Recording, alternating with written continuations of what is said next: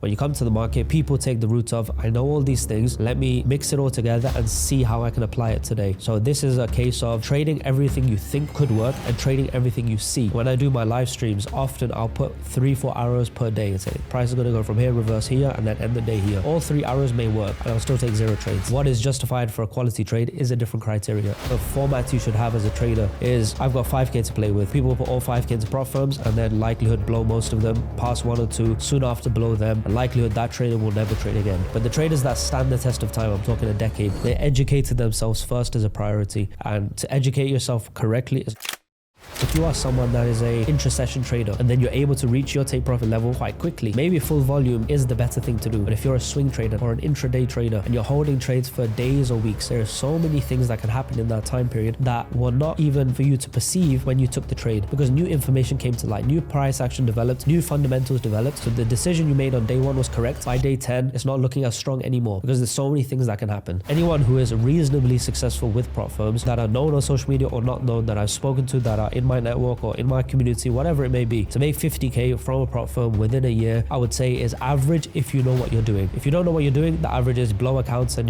the percentage of a payout is 0.4%. How do you define that you know what you're doing? Good question. So know what you're doing is... Ladies and gentlemen, welcome back once again to another episode. And again, as you can see, I am not Waqar. He's sat right over there and I'll be the host this time. Welcome, bro, to your own show once again. You know, it's very interesting. I see comments all the time when we do this. It's like, the host never lets the guest speak. Just to clarify, I'm the guest today, so allow me to speak. And now watch me not make you speak this time. But yeah, a pleasure to have you again, bro. And I want to touch on a point we mentioned just off camera of how trading is a pursuit people just do to make money. It's not something you do to add value to the marketplace. You learn a skill set. You try to acquire as much riches and wealth as possible. And I want to pick your brain in this episode about riches, wealth, and financial freedom and finance in general. What is that in your definition? What is financial literacy? Cool, yeah. Financial literacy is a term everyone's heard. And it's one of those things you see on TikTok or Instagram as quotes of... we never get taught financial literacy at school. And then they stop there and say, oh yeah, we need to learn about financial literacy. But it is actually very important to understand what is financial literacy. And there's like 10 arms of this that we can take in the conversation.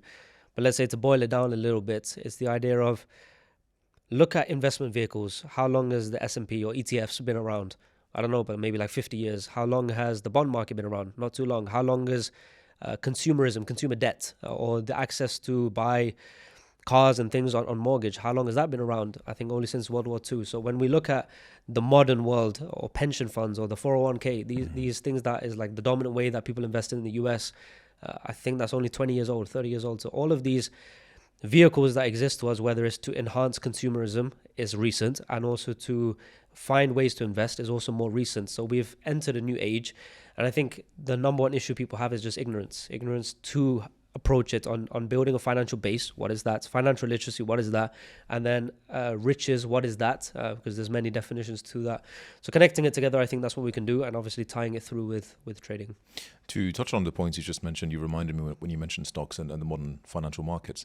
A point we can like put a pin in the topic of financial literacy and come back straight to it. But I want to touch on the stock markets as well, what recently happened. And we can also tie that back to the word financial literacy and how money really operates. I think everyone now has seen the word, the thing that Trump did with the whole tariff situation. It could be a few weeks or months old now by this time the podcast goes live. But I think to me, it's one of those instances where you just feel like it's straight up just matrix stuff happening of like the money is not really real. People just made millions and billions of dollars out of thin air by just... Here, I'm doing some tariffs. Lol, just kidding. I'm not doing any tariffs anymore. And the market just flipped.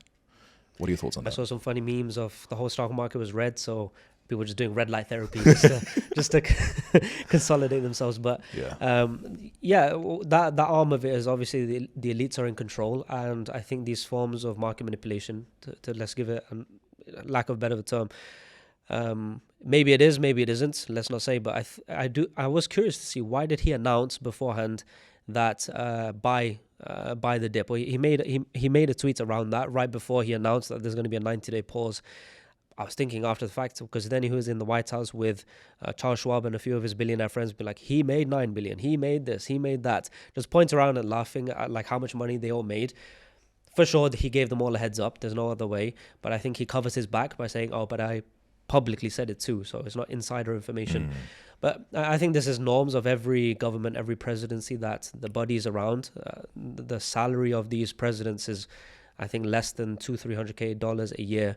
But then every president that's walked in and walked out has 100x their net worth and found Easily, millions, or yeah. if not become centimillionaires from their presidency. It's for all of these reasons. But us, you and I, how can we, instead of seeing the situation being a bit like, oh damn, the matrix and the government is against us, we can certainly capitalize on it. And I think this recent dip, for whatever reason, a lot of people I'm noticing a little bit more aware that, okay, there's not panic and sell-off and doom and gloom and crisis. A lot of people thinking in the framing of, oh, the market is 20% off, it's 20% discount.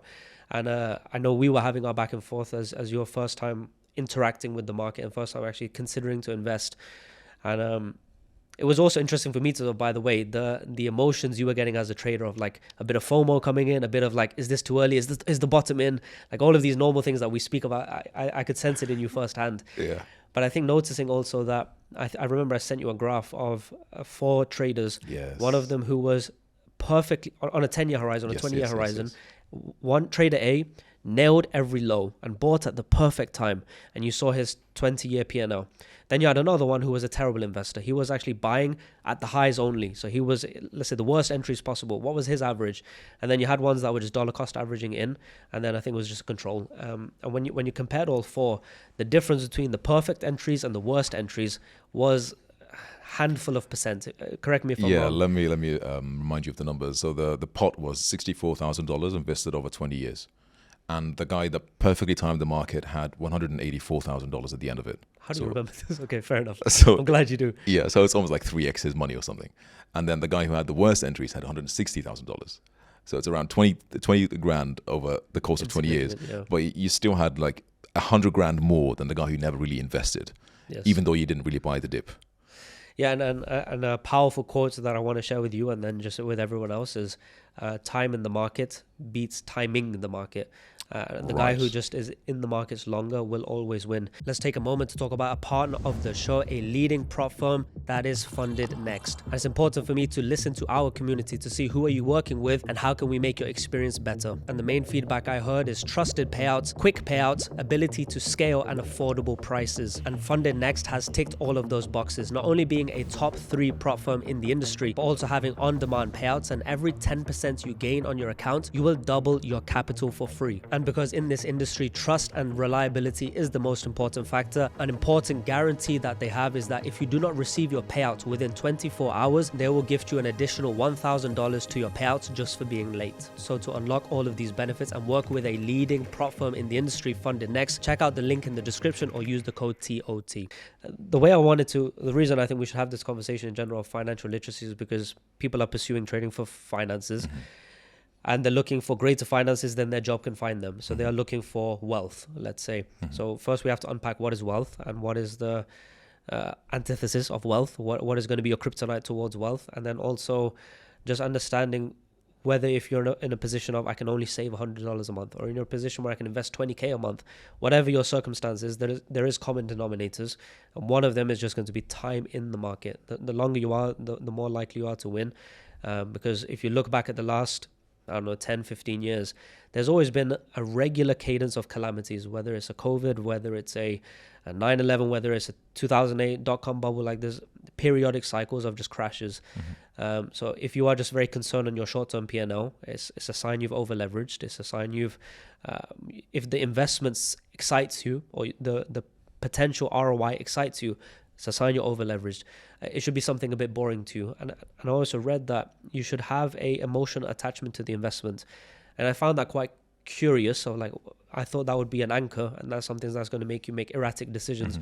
But it was also to protect yourself from this idea of if you're not invested in it. So he was saying basically, instead of putting an ETF, handpick your Tesla, handpick your tech, pick your stocks, and not with the goal of beating the market, just with the goal that when times get tough, because they will, when you enter a drawdown, when you enter a negative period, you're more likely to weather the storm because you emotionally invested in the stock picks, but not to over leverage to then be emotional towards it. So a slight difference there. But even just financial literacy of if I've got 1K, 10K, 100K to throw, how do I throw that and where do I throw that as my backup, or just timing the market? So then it's a case of, do I put it all into an ETF? Okay, someone could do that. Should I throw it all into the bond market? Not something you and I will do because it's an interest-driven vehicle, but people do that. And where is the virtue of that? Where does that come into it? Or what is a healthy split if I don't know? And a healthy split that protects me from different storms that happen in each marketplace. And a nice breakdown that is just very accepted is having, let's say, 30, 40, maybe even 50% in the S&P 500, just invested there. Then one in an ETF of just tech stocks, especially now with AI ramping up, having a 20% allocation there. And then with the remaining, you can now split it, discretionary with the emotional idea we spoke about, or putting it into the bond market if that's to your tolerance. And then also putting things into certain things like gold, and knowing that these are, real test of time, real definition of money as opposed to our dollar. And for someone that maybe is thinking, oh, but it's already so high, the market is so high, and okay, it's dipped a bit now, but like, look how high we are compared to last year and the 10 years ago, whatever. I think it's very important to understand how the economy works, where these things, even trickling down to a Bitcoin, dare I say, is they're always guaranteed to go up if you just zoom out enough, because money supply is increasing. And when money enters an economy, where does it go? It circulates around, but it naturally trickles up. It trickles up to the companies because of consumerism. It trickles up to the wealthy, and that is naturally reflected in the stock market. So therefore, these, let's say they're just an ETF of the S&P 500 on a 10-year horizon is guaranteed to be up from today, just because more money is going to be printed, and that trickles and reflects as a hedge against inflation as well. I also think it's going to grow exponentially faster compared to previous years, previous decades. Just as my own personal theory of, if you compare the early 1900s to the early 2000s, the speed of growth and development in economies and lack of global wars and just this whole thing is just kind of driving economic growth further. And with consumerism, with a lot of things in the marketplace, I think it's just natural for companies to start and reach 10 million, 100 million market cap within like exponentially faster time horizons compared to previous years.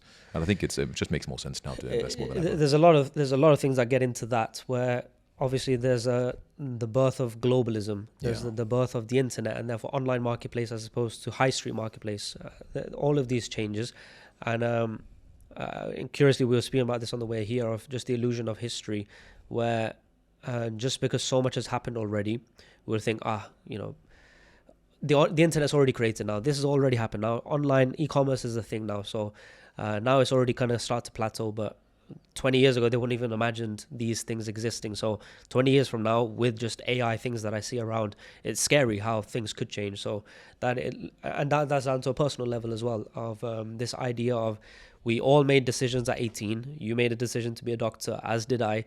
And we went through that career, and a bit of a sunk cost fallacy of, I've spent so much time, effort, money into this career path, forgoing the idea that we were also 18 when we made that decision. And it's something you should not look as an anchor. It's something that you should look to, maybe, if it makes sense, liberate yourself from, as you and I have, where what served us or what made sense with the limited information at the age that we were doesn't need to be our forever path that we choose. And that history of illusion comes back into it of, I've changed so much in the last 5 years, but then the fallacy is, but I'm not going to change anymore. And the reality is, I've changed, you've changed so much in the last 5 years, and in the next 5 years, we're going to change so much more. Even more. And it's very important to understand, with this financial literacy theme that we're bringing, so will your desires, so will your consumerism.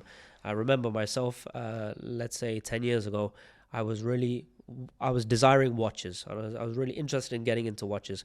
Fast forward almost a decade later, I have a bunch, and that taste didn't go away. So that one for me was like, okay, something a decision I made has stayed. So that's one thing. However, I desired cars a lot too.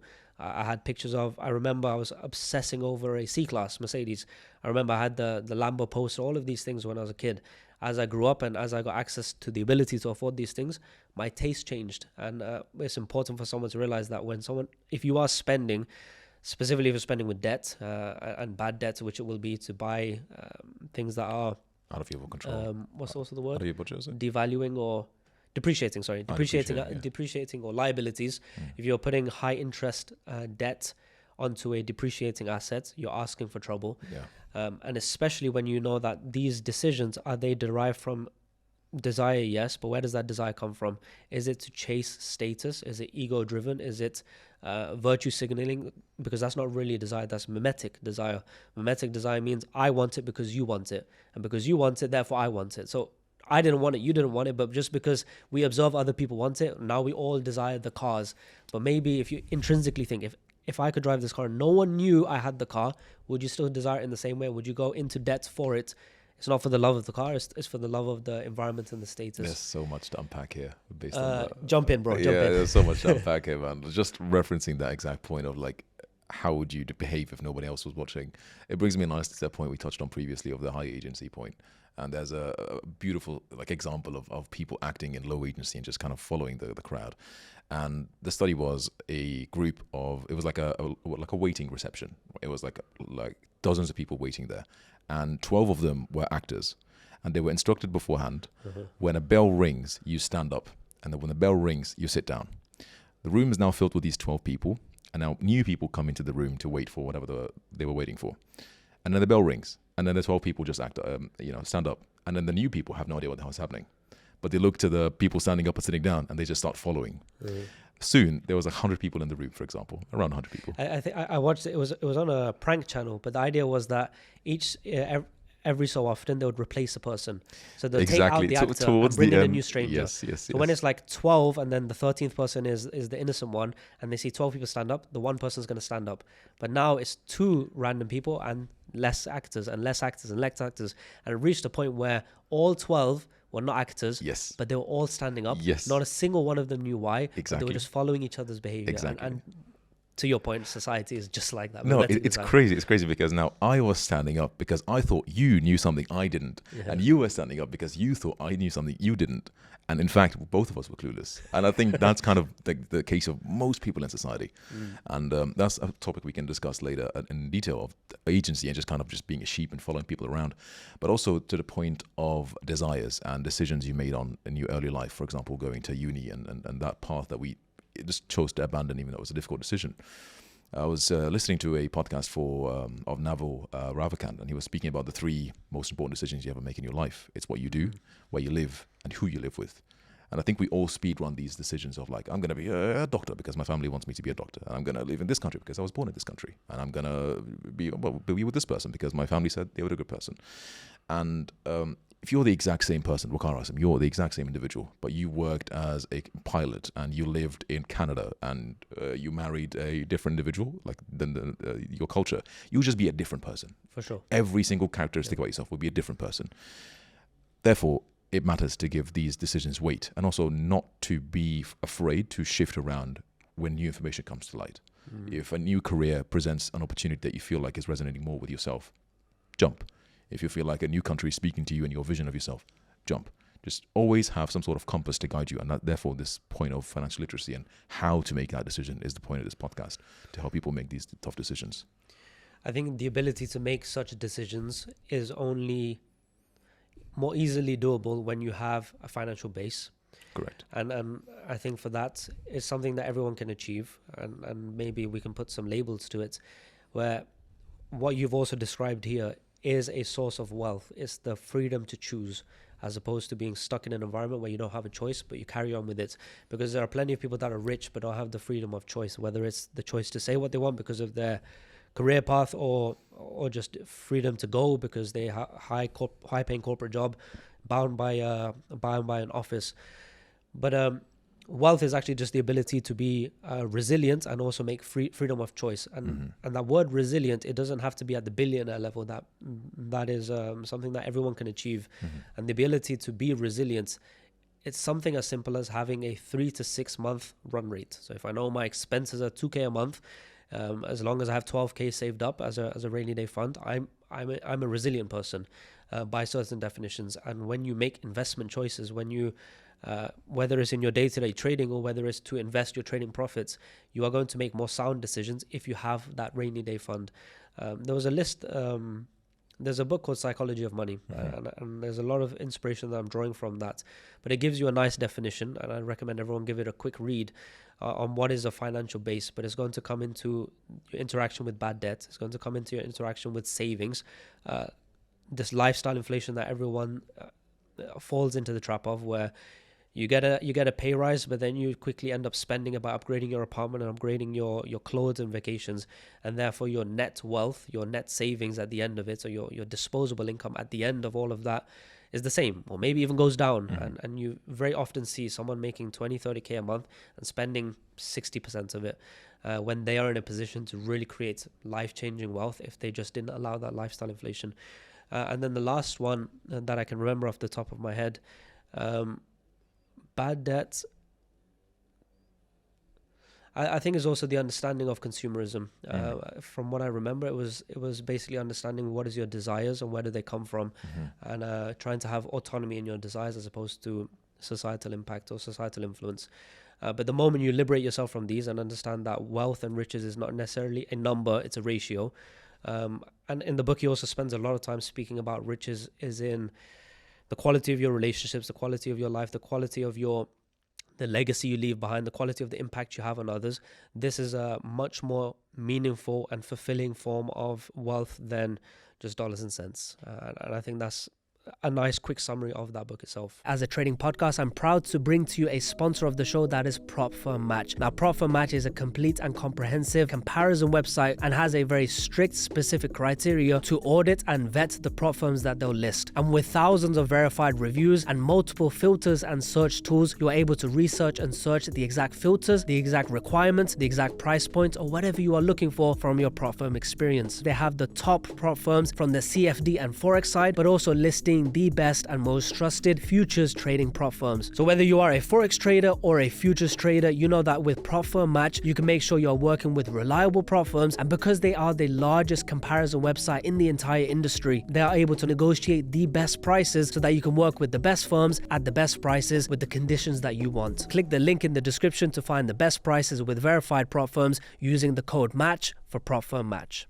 Yeah, I think freedom or riches is you being independent. I don't think your amount of money in the bank account itself is the goal. It's the independence you gain through that amount of money. And I feel like your wealth is exercised via spending money, not making money. Because if I have a gazillion dollars and I spend nothing, I've really gained nothing and I've exercised nothing. So the idea is just to now how to sustainably earn money and also spend it wisely. And let me be the person who has absolutely no investing background or experience, and I want to be like the complete beginner, complete noob in that conversation, just to also speak directly to those who've never experienced that sort of experience before or that decision before. I had a sum of money for a while, and I was thinking of like investing it somewhere, and I was always thinking, it'd be too risky. What if I needed it to liquidate the money? What if this goes down? Whatever. And I decided just to keep it as like cash and do nothing with it, right? And 2 years later, just inflation, whatever, that amount of money is like probably like 15-20% down in terms of value, just based on in buying power, just due to inflation.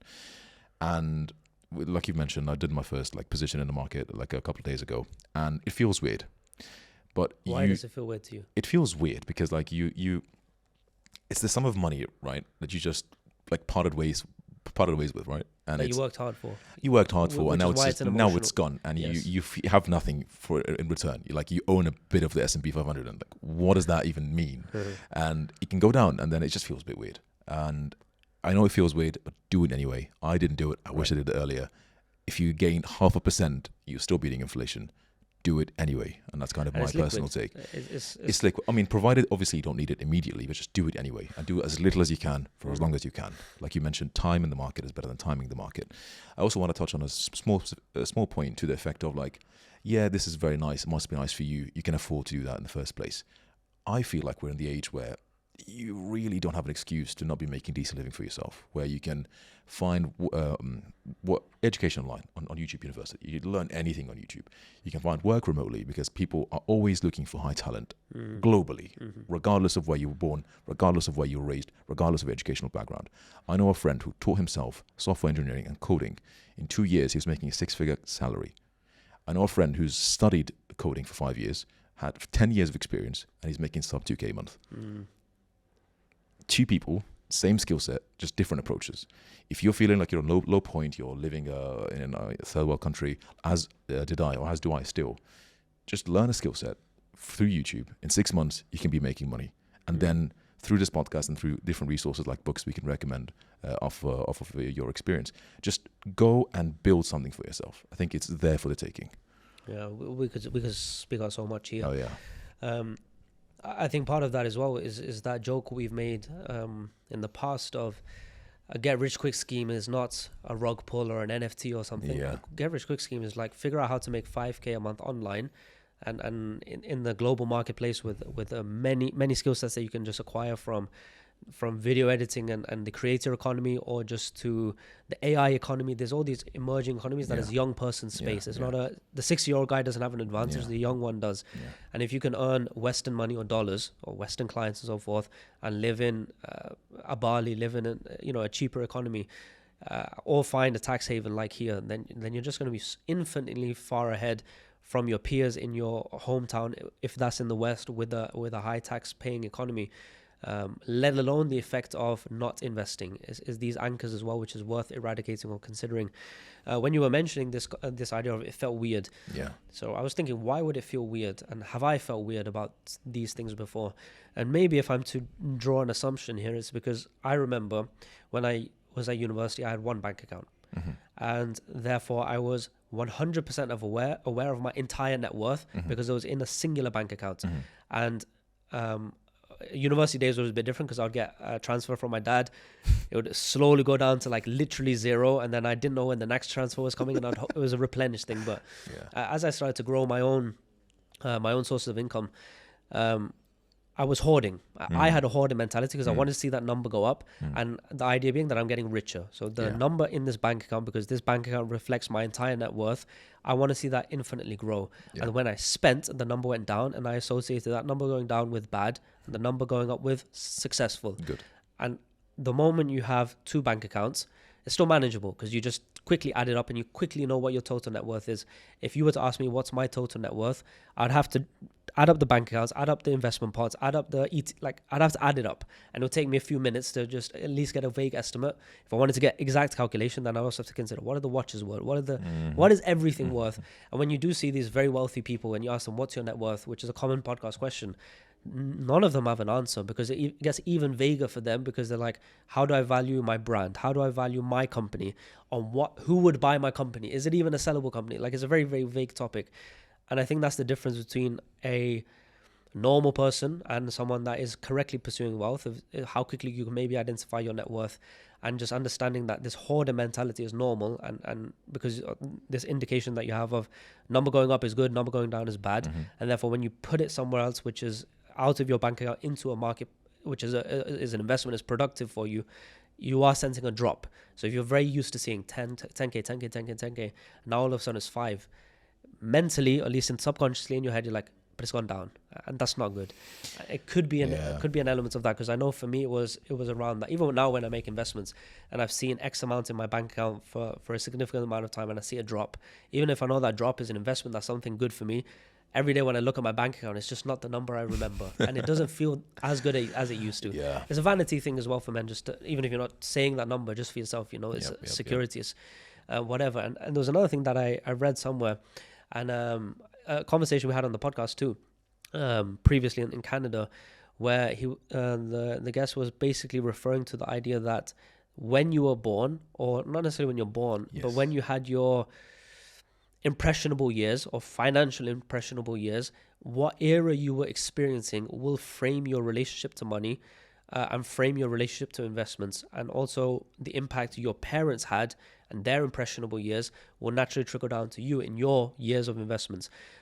To put it into easier words, if you are born and therefore your formative years or financial formative years were going through a 08 crash, naturally after the 08 crash, even though the immediate threat was gone, majority of people were hoarding money, they were more conscious of their spending, and they were very against investments, specifically against investments in the property market. But then you have people that were born in the crypto boom, well, they're all in on crypto. People that are going through a stock market crash and experience that, they are more scared to be in there. Then you have people that were going through periods where interest rates were high, and therefore they are very pro-bond market. We had a bit of a technical difficulty, and now we're quick out for change and subtle set change, and now we're resuming the episode. We left off the point where my investment felt a bit weird to me, and we were discussing back and forth why that could be the case. It could be a case of just being conditioned to seeing any red in your bank statement as a bad thing, or perhaps you're just not fully aware of the value of the investment as you are aware of the value of water, for example, so you don't question buying water. And that was kind of the last point I recall yourself bringing. So I'm curious also to hear more from yourself of the difference in mindset here. What can you attribute it to? If we can take you as a case study, let's say, I think that's a nice way to do it. And for the people watching, a case study is, okay, you got to think about income and then passive income and then also wealth creation. And they are different categories. Just like the subtle difference between rich and wealthy, where rich is just disposable income. So if you are earning 5 but you spend 1K, you have 4K to play with. You are richer than someone that earns 50 but spends 49, let's say. So I think rich is just simply a delta between what you earn and what you spend, and that delta is meaningful enough that you can not worry about finances, and that's at any scale. So that therefore lifestyle inflation is something that is quite damaging because it's not necessarily linked to your earning power, and I think the simple eradication of that is just live below your means. And when you look at a lot of the most famous investors, even let's say a Jeff Bezos or Warren Buffett, these guys, they all drive crappy cars until even when they're billionaires, and they live modest lives, and maybe it doesn't need to be to that level of frugality that you're a billionaire and in $1,000 car, but the principle is there. Something that I even have to be cautious of myself, because now I think, okay, I'm tax-free living in Dubai, but you don't realize what you could have saved in tax, you might eat up in just lifestyle. Yep. And realizing that I came here with an objective. So that's number one, that's on anyone's scale, and that's just simply being aware of your expenses. Number two is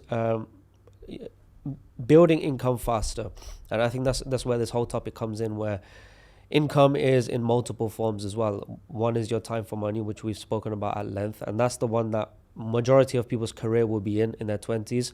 Majority of the efforts will be, so therefore people think that should be the majority of the reward, that my time for money should be my biggest lever, and in the beginning, yes, because it's the only path you really have. But then how can I expedite that path as quick as possible? So if you're just working an ordinary job and it's a bit dead end and it's just a corporate 9-to-5 rat race, then you got to look to alleviate that. And I think to do that, number one is skills. So a step of wealth creation is skill and your ability to earn more per hour. And how do you leapfrog that? Because you can spend a whole lifetime getting more skilled, or going to university and getting a master's and doing all these extra things, and that's a long and expensive way. But you can expedite it for sure. And I think the simple way to do it, and a new one that will add into it, number one is just good mentors, access to the right people, for example, masterminds, and then utilizing the internet and the power that's in there. I attribute half of my degree, half of my grades in my degree, just to YouTube videos.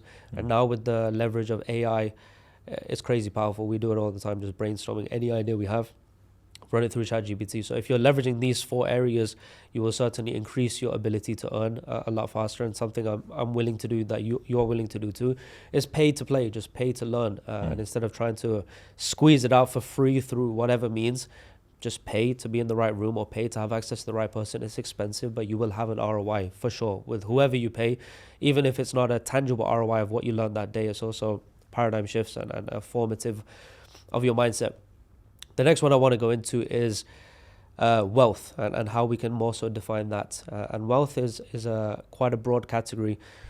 What I want to add into there is insurance. And what I mean by that is, when I just read around the most famous investors, they all have very common denominators in what they say. And one of them is simply, they don't chase outsized returns. They chase stability or survival of their fund. So what is the number one reason traders or immature investors or even crypto people specifically, the reason they go bust is because they went for a outsized return and over leveraged in it, and that excitement got the better of them. And these big investors, they actually walk away from something that excites them, or an investment that is too good to be true. They think about survival, and we need to draw that to even our own level. Even if our survival is not billions of dollars, it's okay, I've got $3,000, $5,000 to play with. Let me not put 50% into one thing, because even though it might give a 10x, well, it also might risk of ruin. And especially when you consider the number one reason traders fail is just they give up hope. And you realize the number one factor that from a Warren Buffett to many of the biggest investors, one that I was just recently reading up on was Michael Moritz. And he built a fund of 15 billion. And his number one takeaway was time in the game and also going in a stable way. And by the way, that just sounds exactly like what Warren Buffett says and exactly like Ray Dalio. And these are the common denominators. So as an individual, we take the same thing. So meme coins, for example, stay away from it, because yes, you might, like one friend you have, I got a crazy return, but how many people got blown out? Or the NFT market. I think just being aware of what's normal investment vehicles, and it is the boring ones, and they are boring, yes, they're not going to compete with crypto returns or other returns, but they are going to stand the test of time. A good visual for people to think about is, if I buy the stock market today, my chance of being up by the end of the day, let's put it 50-50. It might be up today, it might be down today, but you have a 50% chance of success on a 1 day horizon. If you extend it out to 1 year, your odds go up of, like, let's say even if you bought on the worst day, you bought at the highest day possible, and 1 year later it didn't move too much further, your chance of success is still 70%, and that's just on a 1 year horizon. You extend that out to a decade, it's 90 something, like 95% chance of success. So if you have a guaranteed win rate of 95+% in a vehicle that will give you, historically speaking, 7-8% per year, just go with that. And the way to go with that is like everyone else is doing it. You don't need to get creative with it. It's just simply dollar cost averaging in. And if you don't know anything about trading, don't know anything about price action, just dollar cost averaging in. I mentioned earlier in the first half, through ChatGPT, I found historically the lowest day of the week, the best day to be buying on, and I've just put on my account just a limit order, recurring purchase at the same time, at the same day of the week, every single week. And I know that's just going to average out the highs and the lows, but then also because I, and by extension also you now, have a bit more ability to read price action, I can also load up a budget per quarter and say, this is my, based on my technicals, where I'd prefer to load up on. And I have these areas and I'll load up per quarter and have a budget there. And if it doesn't meet, well, I have my dollar cost averaging. And if it does meet my zones, well, now I've potentially got a better entry. But the game here is just time in that one. And then, as we spoke about previously, we just diversify between different markets and knowing that all of them will give similar returns. So we're not trying to beat the market or get anything crazy. It's just a case of, if you can put in $100 per week and per week for the rest of your life, by the time you're in your 60s, you will be a millionaire. And there's no job that will do that. Not every job will do that, sorry. So there is a guaranteed way to be a millionaire. The problem is you'll have to wait until you're 60. And the sooner you start, the better. But at least that's a guarantee for everyone, that you will have $1 million net worth if you can just adhere to simple rules. But the way you get quicker at it is the wealth creation methods that we speak about all the time, leveraged ways, accelerated learning, and it's just financial resilience.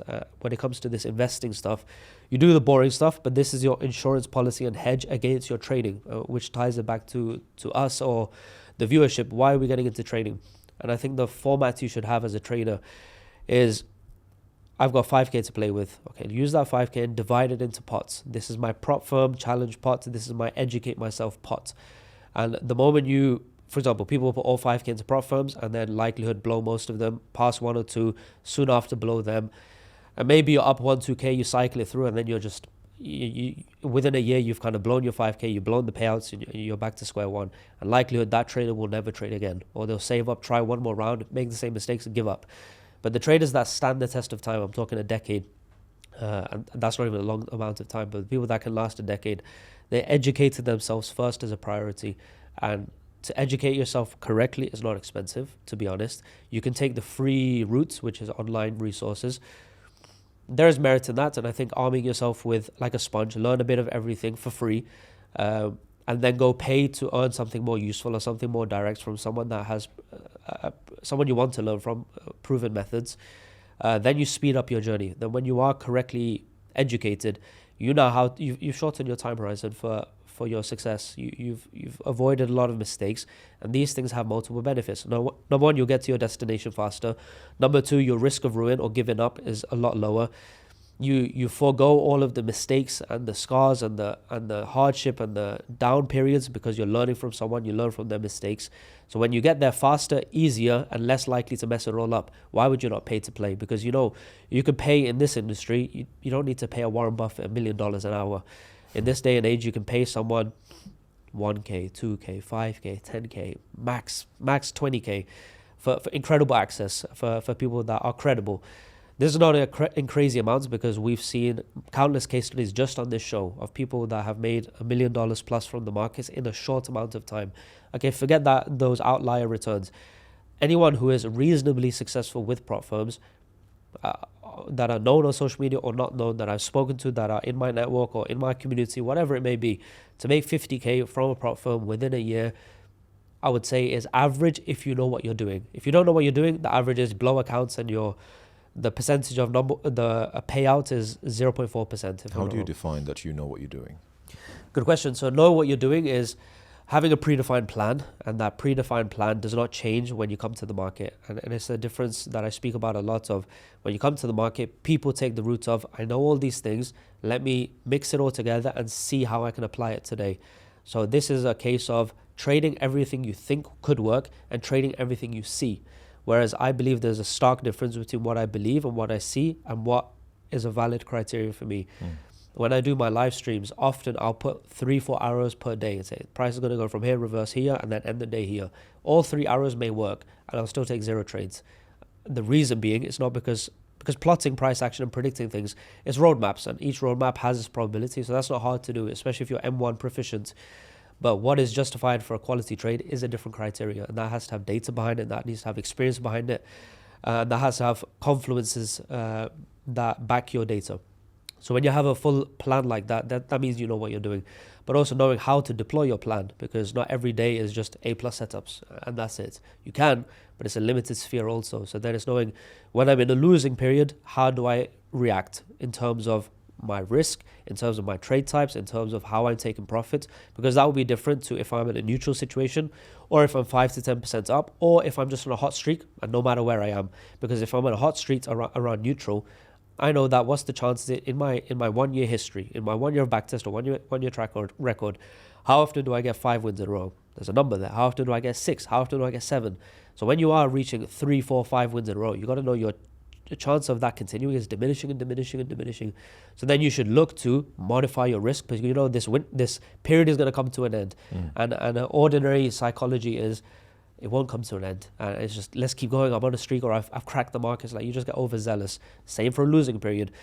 A lot of people I see, they will go through a losing period and then they'll start to reduce their risk, which I understand where it's coming from. You want to protect yourself, or you want to protect your emotions. But you know that losing streak, if you know what you're doing, how often in your system should you have 5 losses in a row? Maybe once a quarter, once every 6 months. How often should you have 10 losses in a row?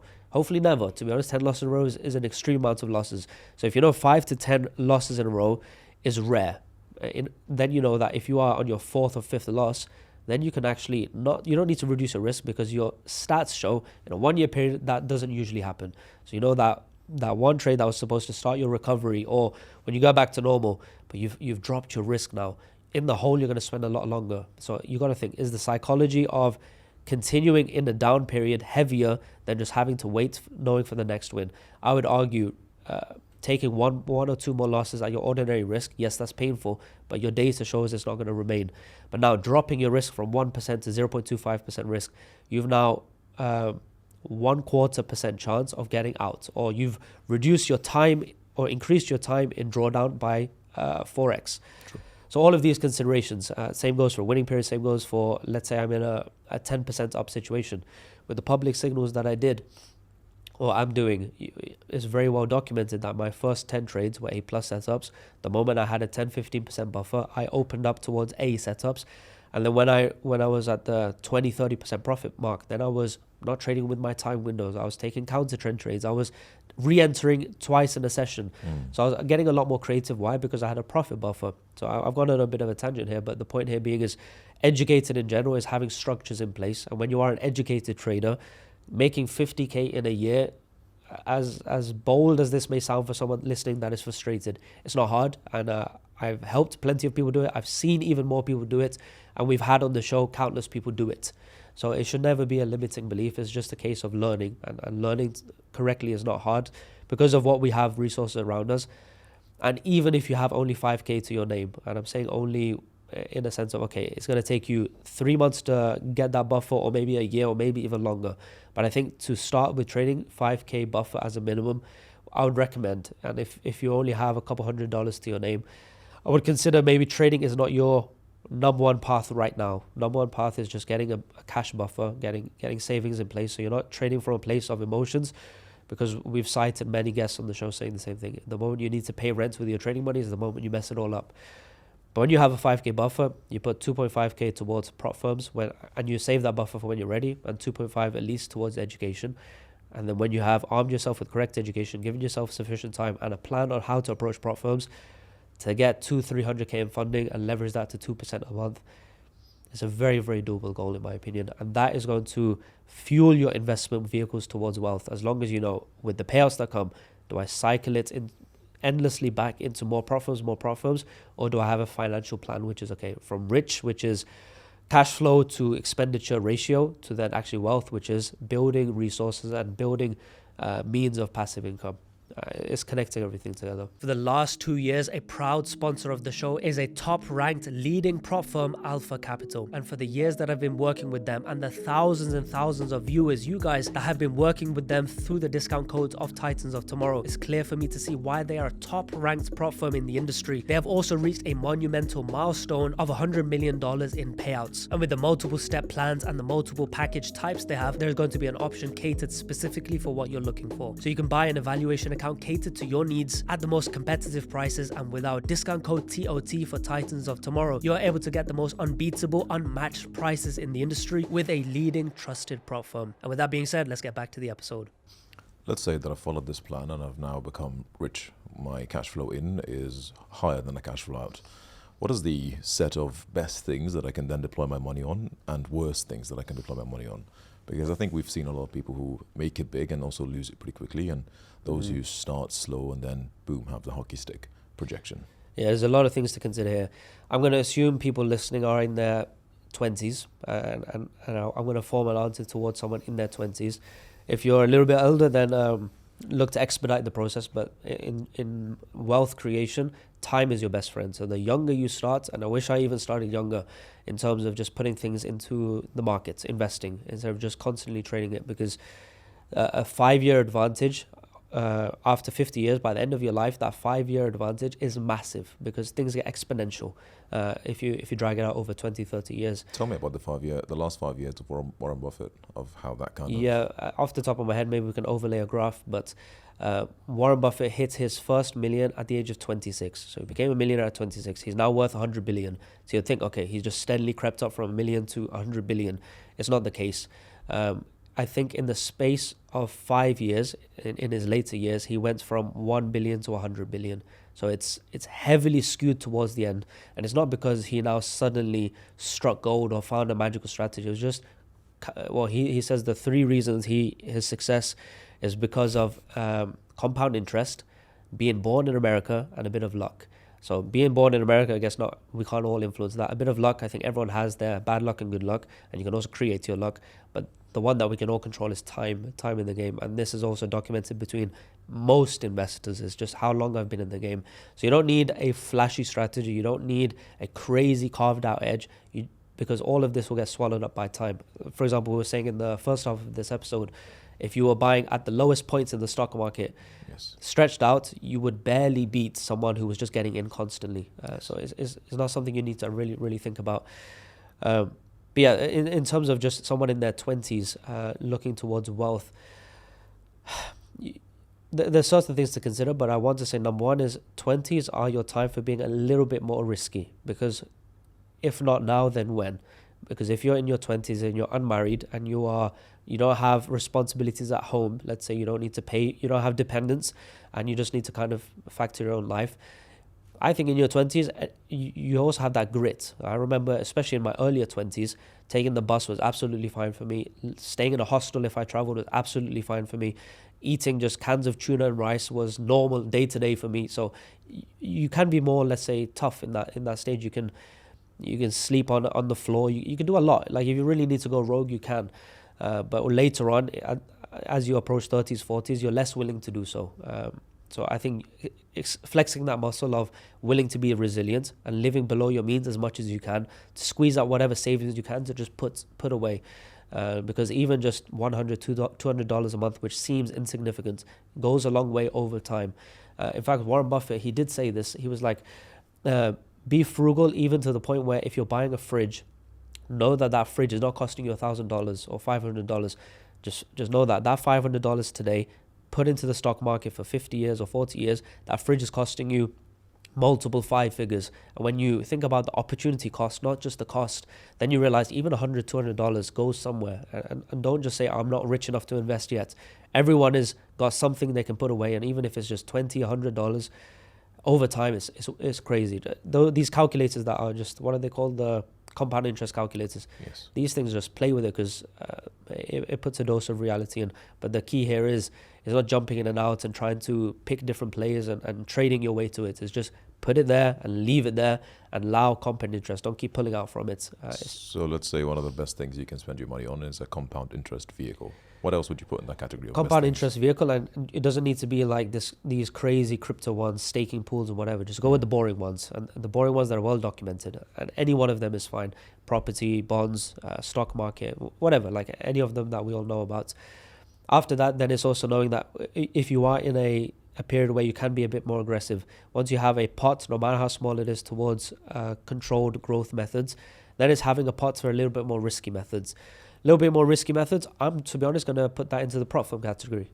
For the viewers and the people that we are, our expertise is not anywhere else. So don't do risky things in areas where you have no expertise. I'm saying this from being burnt by that myself.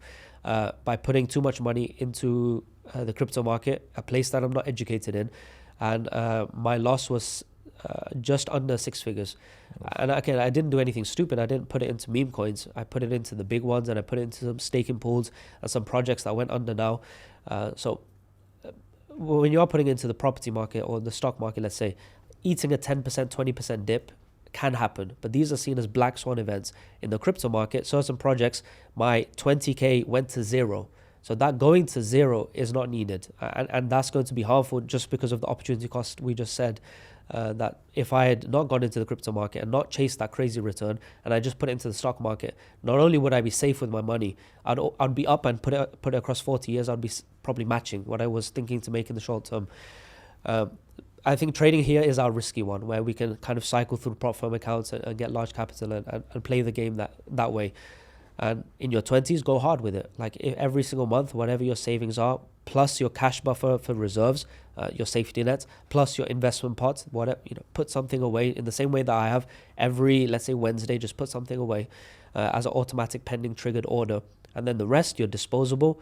Once you know your bills and things are covered, then this pot, you put it towards your education and your prop firms. And I'm a firm believer in the next point, which is just paying to expedite your learning, because the biggest asset you have in your life, the best investment you have in your life is your mind, is yourself, and just continually nurturing that learning. And that's just from podcasts, reading books, these are all free, YouTube videos, these are free, to then courses or communities or accessing the right people or networking. All of these things are surely going to shape you. And something that I've said a lot is this podcast has helped me so much, not because necessarily the things I'm asking and learning, which is there, of course, but also being in the rooms with these kind of people. And I think it's a very well documented thing that people regress towards the mean. So if my mean is my small village where everyone is just, living a normal, ordinary life and not even striving for wealth, they're all working humble lives, I will regress towards that. And if I'm living now in Dubai, but I'm not living out in the desert somewhere, I'm in the heart of it. The people I will see in the coffee shops, the people I'll bump into, the conversations that I have, it's always going to be a step further, so that I'm going to push myself a little bit further. And in this show, when I see people constantly doing 100, 500, $1 million a month, well, my norm is that now my limiting beliefs are broken, and I'm going to regress to and have regressed towards that mean. So I think environment is also a big play. But I think just being aware of these categories and then curating it for yourself as an individual based on your circumstances. The environment one is a big one. I think we were just discussing this the other day, of like a good friend of mine. I told you the story of like I was speaking with him. He's in a very good opportunity now. He does a good job. He's paid well, but he's also he's still young, and he also affords to stack skills, let's say, and to take a more risky plays. I chat with him and he's like, man, in my village, or like in my small town, I'm him. I'm the G. I'm comfortable, whatever. Yeah. He looks around. He's like, I'm blessed. Why would I like want to go through more pain to do whatever, even though he's absolutely in a prime position to do so? Instead of just doubling down on one skill, he can then start stacking skills similar to the Hormozy principle of like whatever, and then you can exponentially grow. And I think that's just down to his environment. And I think that if that specific same person came to Dubai, went to Miami, went to whatever place where people are just chasing it, same guy, different outcome. Well, like Warren Buffett, the top 3 reasons that he contributes to being worth 100 billion, being in America. one of them is being in America. That's crazy. By extension, is just your environment. But I also want to add to this point, because it is interesting, where environment is, I think, quite important. But I don't want people to now go out on a limb to prioritize environment or move to Dubai just because there's a better environment, because it's not step one and it's not a foundation. And I also see just the online buzz of your network is your net worth, and you're the average of the 5 people around you, and Dubai. And it's going to push people to just think, okay, my success is pending on my location and demographic, when, to be honest, networking can also be a huge waste of time, because you just also go out and have conversations and do nothing with anyone. Like, you don't create a business, you don't become business partners with anyone and whatever. And the only remnant benefit you get is like, you just maybe think a little bit different. And okay, that is nice, but you can also experience that through what I do is always have a headphone in and just listening to good people. And these are vetted people. So if you just now listen to every Naval Ravikant interview, podcast, speech that he's ever done, in the space of, let's say, 2 weeks, when you're on the road, when you're in the gym, whatever, you're probably going to get a year's worth of networking just by having your headphones in and listening to the right person. So be aware of that. I don't want people to just go out and think, I need to move to Dubai ASAP. Another thing is cope. I don't know if there's a better word for it, but people have an echo chamber of their environment. So if your family reverbs what you say, and your religion reverbs, or your perception of your religion reverbs what you say, and your community reverbs what you say, then you're in this echo chamber of everything's fine. And you can, just like ChatGPT or Google, how you prompt it is the answer you get. So if I put into, I'm going to bring a little bit of religion here, but if I put into Google and say, let's say, is wearing the hijab mandatory? And I put it into Google saying, in a phrase that is, but it's not really mandatory. Like, is it true that I don't have to wear the hijab, and because my dad said X, Y, Z? Then they'll find you prompts that's like, yeah, it's okay, you don't need to wear it. But if you say from a very strict prompt, then they'll say, no, it is mandatory. So what you put in, there's always an article to say something is permissible and not permissible. True. It just literally depends on how you search it and what you look for. True. So with that, every religion, every book, everything has their level of subjectivity. So what I want to say by this is, the interactions I have specifically with my parents, hopefully they're not going to overthink this or not even watching, but my mom specifically, she's very like, don't get too caught up in this life, don't get too caught up in materialism, and focus on the hereafter. As a statement, in that context alone, golden advice. And there's nothing negative about that. But the extensions of that is, don't focus too much in this life turns into ignore this life. Or if you have the chance of like moving to Dubai and working 12 hours a day and XYZ, better put those same hours into worship and charity. As a statement, probably true, but there is a balance here too of like, okay, you got to also this world is also something you should put effort towards. But if you're now in an environment where your friends, your family, your environment is everyone saying like, don't worry about religion, don't worry about this world too much, don't worry about materialism because we're here for a greater purpose. It is true, but it doesn't mean become complacent. And especially if you now think like, what is written for me is written for me, it'll all come to me, I can just sit here and relax. Then you're also going to fall into a slippery slope of complacency and lack of ambition. So that's also going to be around your friends and not just religion. If your friends are like, take it easy, hang out, let's go vacation, let's go out, this and that and the other, time voids and these pits, they all stack up. So just being, you don't need to network, you don't need to necessarily have great people around you, you can rely on yourself. And what is the most powerful thing is just your to-do list. Having a stellar to-do list and consistently knocking it out day in, day out, over time that compounds as well. Yeah, before I go on more tangents, I'll let you jump back in. A couple points to touch on here as to what you said. Hormozy has a nice one to tie this point of environment to moving to Dubai ASAP. He's like, it's not the people around you, it's the people who you compare yourself to. You don't have to be around them, I just have to be influenced by them and be like, okay, this guy is no different to me. Therefore, I will now be influenced by him, and now I will think that me and him are equals. Therefore, there will be a huge gap of perceived deficit in the middle now that I'm painfully aware of, therefore motivation to act. So if you're listening and you can't really relocate, just try to relocate mentally to the same headspace these people are. And I've even found that useful when I was younger, before even having any job or whatever income for myself. You just try to choose your people, choose the pockets of people you want to be like. That's very true. The people that have influenced me the most are people that I don't know. It's just people, content I consume or things that I read. Back to the point of, let's say, in my own experience. So I'm hoping my parents are not watching this episode, because I'm going to bring another analogy here.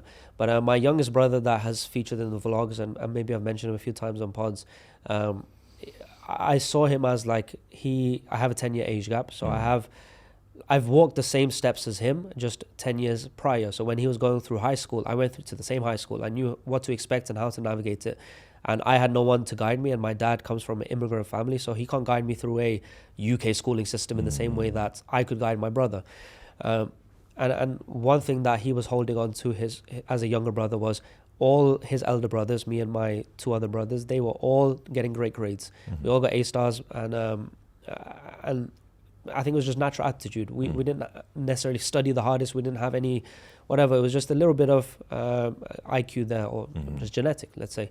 And my youngest brother, he felt he didn't have the same. And he always felt like, oh, I'm not as smart as the rest, so I'm doomed. And he had this pressure from like living up to the standards that the family has, and my father just pushing him.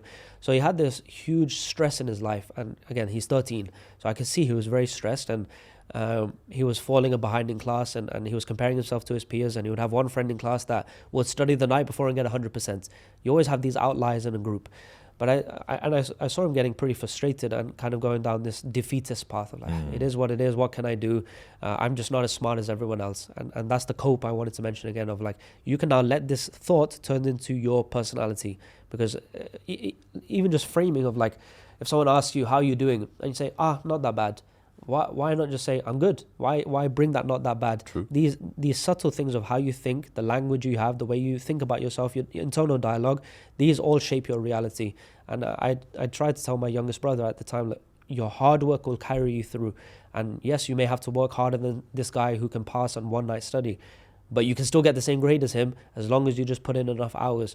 And he ran with that. He ran with that mentality. And I remember for my GCSEs and A-levels, I studied a month out. I studied in 10th for just 1 month out. My brother started studying 12 months out, and genuinely 12 hours a day. Not like the half 12 hours a day I was doing. It was 12 hours a day, and he would wake up 5 a.m., run to the gym, and then go to school, and then in break. Like he was that guy, let's say, the thing that people always think they are, but he was pushing.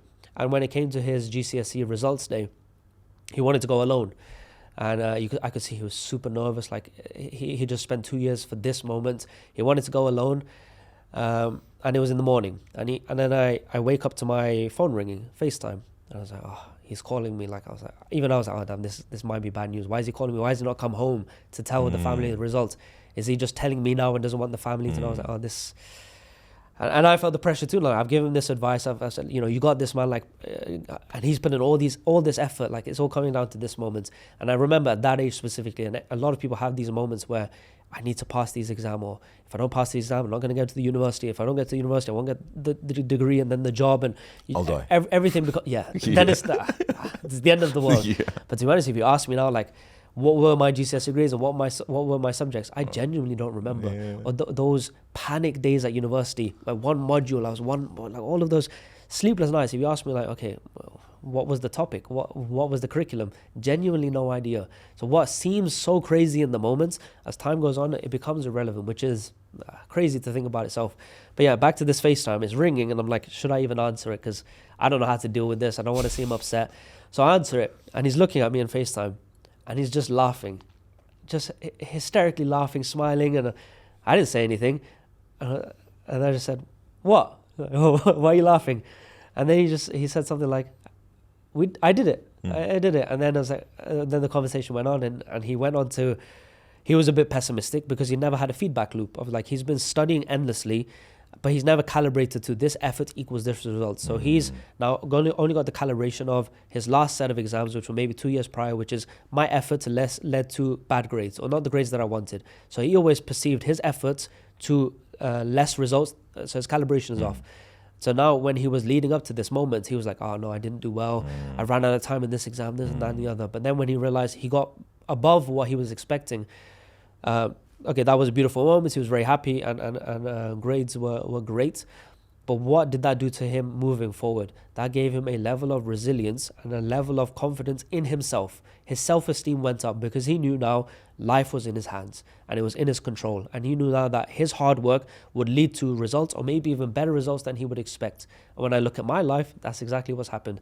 I've just worked hard for an extended period of time, and the path that has unfolded, the doors that I've opened, was nothing I could have planned, nothing I could have reverse engineered.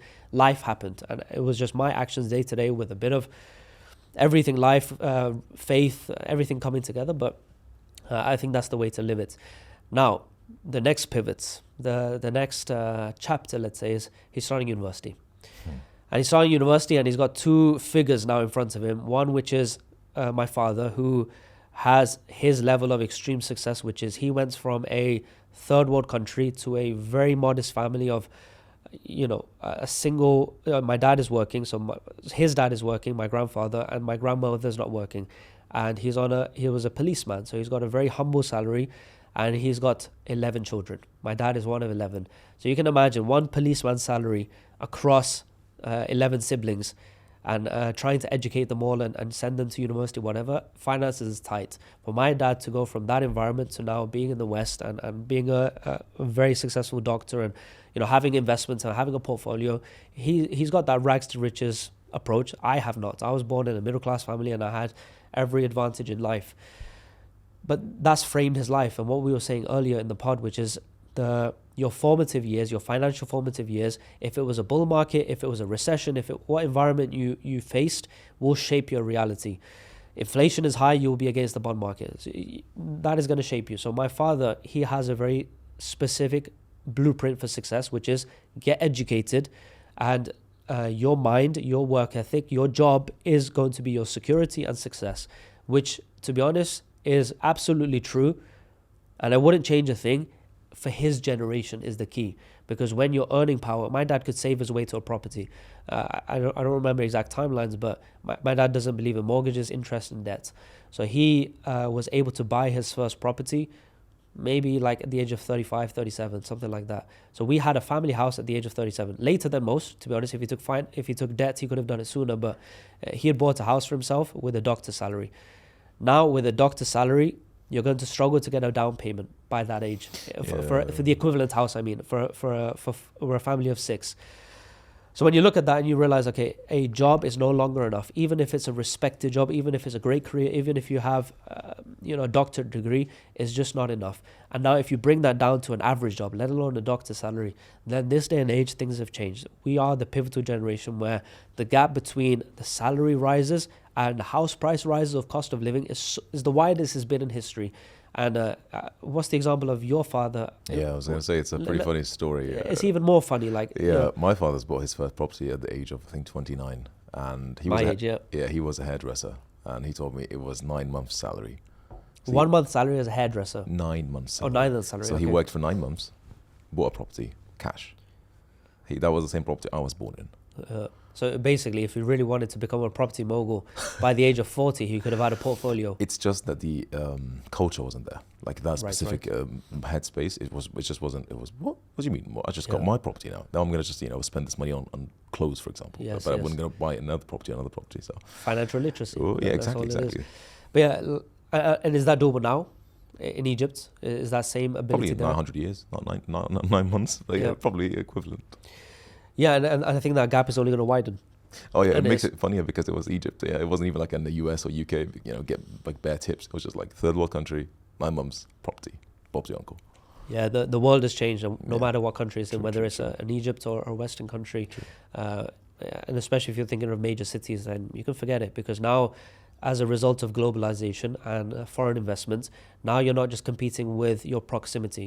Your father was bidding against other hairdressers, other waiters, and people in the area. Yeah, in the neighborhood. Now in a central London, you've got the Russian oligarchs, the Chinese investors, Saudi bloody Qatar, wealth. Qatar. Oh my God! Someone needs to research this. Everyone, just look at how much of central London is owned by the Qatar Royal, Sovereign Fund. Yes. It's like 1/3 of Heathrow Airport, countless, the Shard, Yes, right, the biggest building yes, in London, yes. the most expensive building, which is One Hyde Park, the most expensive residential block is owned by it's crazy. Like, London has been eaten up by foreign investors, and they're not going away.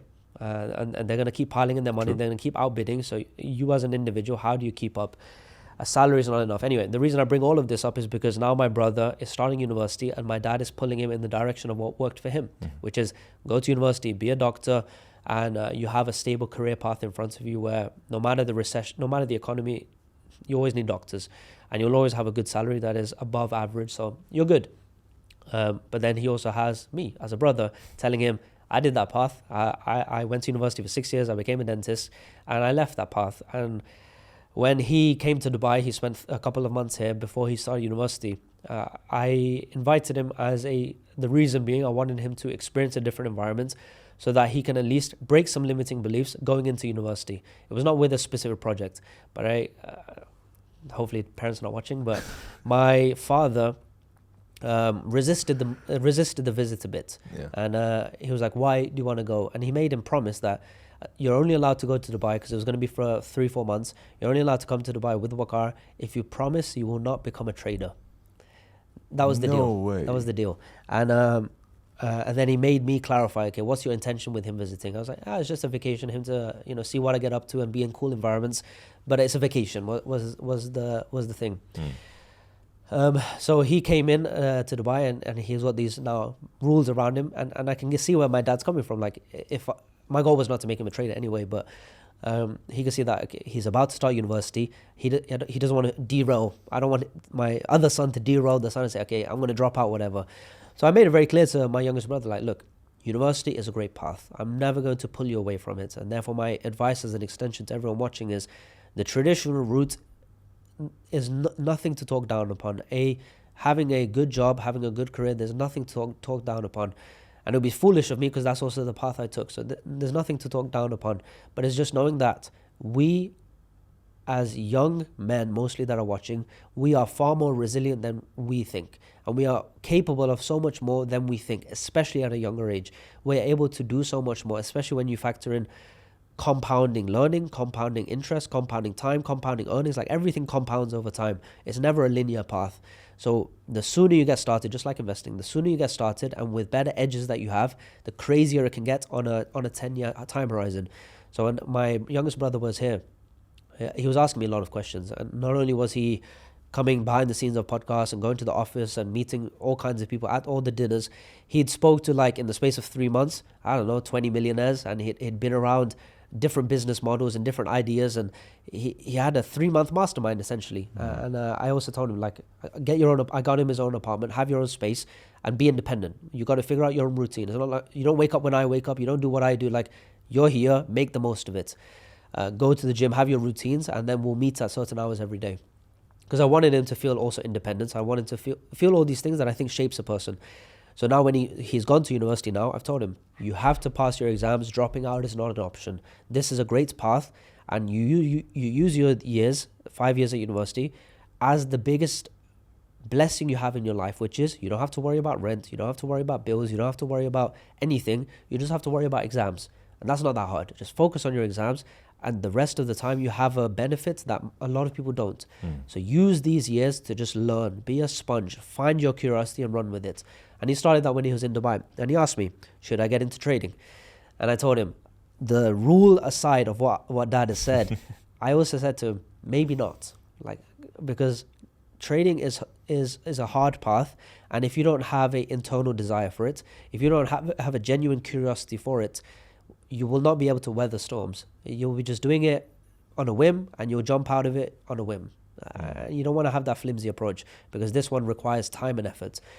So I said, find your interest, and whatever your interest will be, if it's within the medical field, if it's not, but your interest is whatever you find curiosity in is the best path to choose, as long as it's a vehicle that can lead to success and it's with the tide. The analogy we give of, like, if you were trying to excel in the newspaper industry, the tide is going down. No one reads newspapers anymore. If you're in the industry of AI, that tide is going up. Even if you're at the bottom of that industry, you will find benefits. So I don't know how much of the story I want to share, but just in case the family is watching, but 2 weeks ago he called me. Bear in mind he's in university, and the call prior to that, he was telling me how stressed he is because he's like, I've already got so many exams and lectures and deadlines and whatever, and he was just telling me, how did you do it? Like, how did you keep up at university and have time to do other things? So I told him, you're in a new environment, you're for the first time cooking for yourself, you're for the first time have your own schedule, there's a lot of change, and you will adapt to this change. You will find time. And I told him, I know he's into fitness and gym. So I said, instead of trying to cook every meal and waste 3 hours a day just cooking breakfast, lunch and dinner, batch cook. You just find efficiencies in your life. Instead of going to lectures, coming home, taking your gym stuff, going to the gym, take your stuff to lectures and go directly to the gym. You find efficiencies, but also you get more competent. You learn faster. You adapt to the environments, let's say. So I told him, hang in there. It'll work out, right? Because a jump now from A level to university, but you'll be fine. But then the next call, next major call, we catch up here and there, but he calls more, let's say, for advice. And this is, let's say, once a month, he wants an advice call. He calls me and says, what's your thoughts on business partners? So I give him advice like, okay, if you want a business partner, it has to be someone complementary. If you're both going to do the same things and you have the same skill, you don't need a business partner. You can do it yourself. But if you're really good at sales and he's really good at tech, perfect combination. You have complementary skills and you're better together, and you grow a bigger pie together and you split it. And so I give him all these advice and it was a lengthy conversation. Then it did strike me, why is he asking? So then I started to say, wait, why are you asking about business partners anyway? And do you have a business partner? Are you considering a business partner? So then he opens up a bit more. He's like, yeah, I've got this friend, and he's a real estate agent, and he has a lot of good contacts in his network in this city, and he could bring a lot of leads to my business. So I told him, okay, well, if all he is going to do for 50% of the business is ask a few friends, you can also just message 1,000 people on LinkedIn. Like, it's not a reason to have a business partner. But then I did step back and say, wait, what's the business? Yeah, your business, what? Okay, business partner, who aside, what is your business? Because last we spoke is like focus on university and be curious. So then he tells me, like, for the last 3 months, any piece of good content that I find online, TikTok, YouTube videos, I send him, I just forward it to him. So as a result of this, the algorithm is now very shaped towards that. To put it simply, AI, in the AI space. So now my TikTok and my Instagram algorithm is all just at the forefront of what's going on in AI. And in that 4-month window, wow, so much has changed. In just a 4-month window. The reels that I was sending him 4 months ago, already those platforms and those ideas have expired. There's better platforms and there's better approaches in a 4-month window. And what was also very curious for me is that the space is wide open. For people watching, like, the space is wide open, where these people that I was sharing the content to my brother of, that was good content, they had 4K followers, 5K followers. In 4 months, they're on 100K. They've built a brand for themselves, and already they can leverage that brand to get better clients or to grow their business. So there's no like saturated market, and it's moving so quick. And if you're doing AI related B2B service delivery, the average business owner doesn't even know what ChatGPT is, and let alone NA10 and Make.com and all these advanced softwares, and let alone the stuff that I'm not even aware of. And that gap is only widening and widening. So right now a business owner is thinking, okay, I don't really need this AI chatbot. That's fine. But give it 6 months, he'll be thinking, wow, my whole infrastructure could be on AI. Give it another year, it's like, I can remove half my team because of AI. So when that gap widens and widens, that is a huge gap of service delivery opportunity, B2B, which is crazy. That door is wide open, and I think that's the best opportunity of 2025. So my brother has understood this opportunity. He's understood the importance of his exams and his path that is in front of him. But he's aware that he's a resilient person. He's willing to work, which is an asset he built from his GCSE days. So university has become a place for him of a risk-free environment to build a path in his life, which is a great path, medicine. He's going to be a doctor, and he has that career path in front of him. But because he has this resilience, he has the ability in this environment to learn, network, and build himself as a man for 5 years. So when he's out of university, he can pursue whatever path he chooses. And these 5 years have become a serious incubator for working hard, meeting deadlines, all of the things that university pressure can bring to you. So he's going to, I told him, this is strength of university. University is not just a piece of paper you get at the end of it. It's your ability to work, meet deadlines, good habits, and all these things. University is that. And I won't say the full story because I don't think he'll want me sharing, but yeah, he's basically asking me like about the business partner, and then he was saying like, oh yeah, I do have a business. I got one high ticket client and three low ticket clients. And then I ask him, what's high ticket, what's low ticket for you? And he says a number. I'm like, that's not what I expected, little man.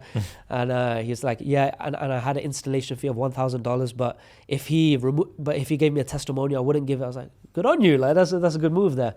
But he was like, yeah, but I gave him my WhatsApp number, and now he's texting me 24/7. I'm in a lecture. I was like, okay, you'll learn how to manage clients and so forth. But it's good steps in the right direction. But now he's like, oh, bro, I got a huge exam season. I'm gonna have to drop my clients. I was like, that's you'll have to drop your clients, even if they were willing to pay. Your priority is your university. Make sure you pass your exam. Drop your clients. And if you don't have the finances right now based on these clients to hire people and help, take your time. You don't need this business. You're here to learn and grow. The point here is a whole tangent on my brother and my family environment, but there's a lot of lessons in here, I think, of your environment, your family. They're going to pull you in one direction based on what worked for them. And don't go against them. Their advice is going to be better than what you know at 18.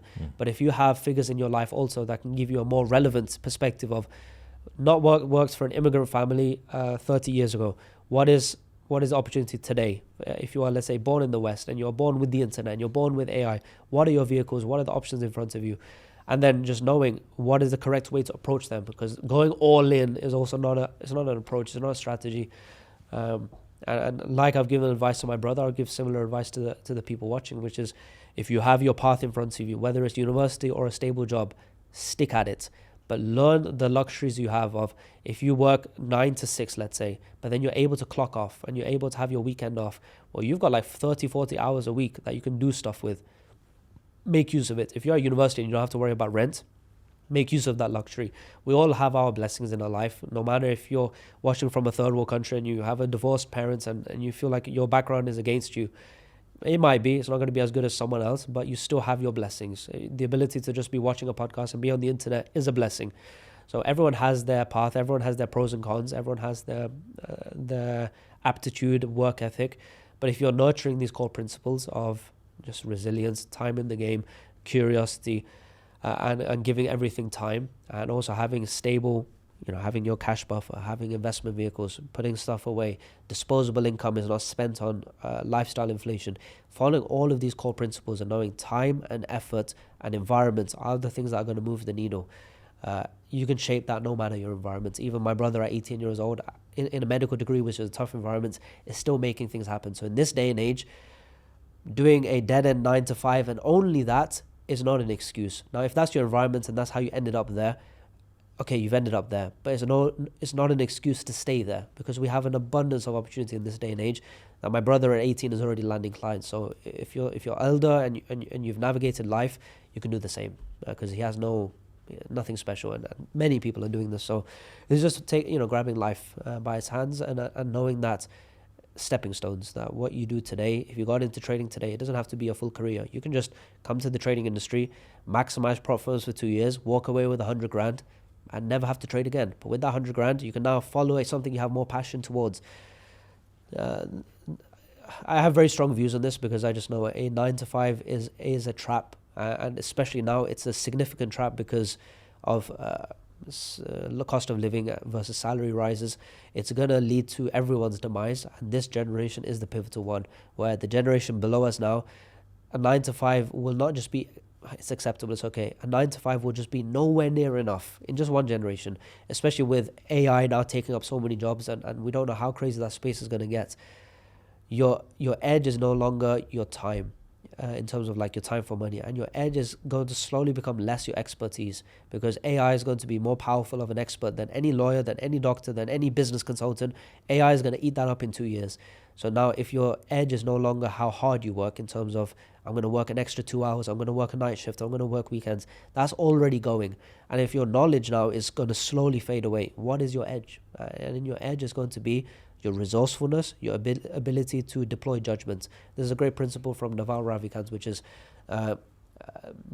someone worth 6 figures, they are paid on their time. Someone worth 7 figures, they are paid based on their leverage. If you have access to capital, labor, or the 5 that we've spoken about. with the whole event that we did. And the difference between a millionaire and a billionaire is the ability of judgment. You can make good judgment calls. It's not about how hard you work anymore, because a billionaire doesn't work. He doesn't do the things. He has people around him that he deploys his work through and says, these are my managers and the team below them, they'll take care of this. But I make the decision of what they will do. And a billionaire is paid on their judgment. So that's now going to force everyone to make decisions of the elites of the world, because AI is going to do it better than you, and AI is probably going to take up all these remedial tasks. And even if you are finding a job that is AI proof, the salary you get for it is going to be swamped by the cost of living crisis that is only going to continue. Especially now we see turmoil in the world with trade wars going on and so forth. It's crazy times we live in, but it's times that you are in a inflection point where you're at a period where it's not too late, and it's not going to be too late for another decade. Yeah, there's time here. So I'm not going to be this doom and gloom guy, but you can really change your life in a few years, and there are people doing it left, right, and center. When I open my TikTok and I see a 16-year-old with a Lambo, I'm like, yeah, these people 10 years ago used to be 20. We went from 20-year-old to 18-year-old to 16-year-old without a driving license having a Lambo. So, yeah, the world is crazy and it's there for the taking. I mean, there is a kid called Ryan. He has a toy review channel. I think he's 8 or 9. He has like supercar collection. So it's toy supercar, real supercar. No, real supercar. Savage. Bro, he makes. Yeah, I've come across him. Yeah. Biggest on YouTube for kids toys, entertainment. Yeah, he's crazy. I think we spoke about this earlier. Of like, we're in the generation where we're just exiting the boom of educated individuals. These are the highest status people in society, and we're also now just transitioning to university is useless. We're in that middle generation where it's not anymore the blueprint to go, but it's also not useless. So you can't really advise against going to university or following the correct career path. You're just in that sort of awkward spot, and you just have to find your own specific way. Let's bring you into this case study, because I've kind of given my views, but also you have that same experience. You went to, you spent 5 years to become a doctor, and you've now left that path, and you could very well earn great in Egypt and earn even more if you move to the West. So you had a stable path in front of you.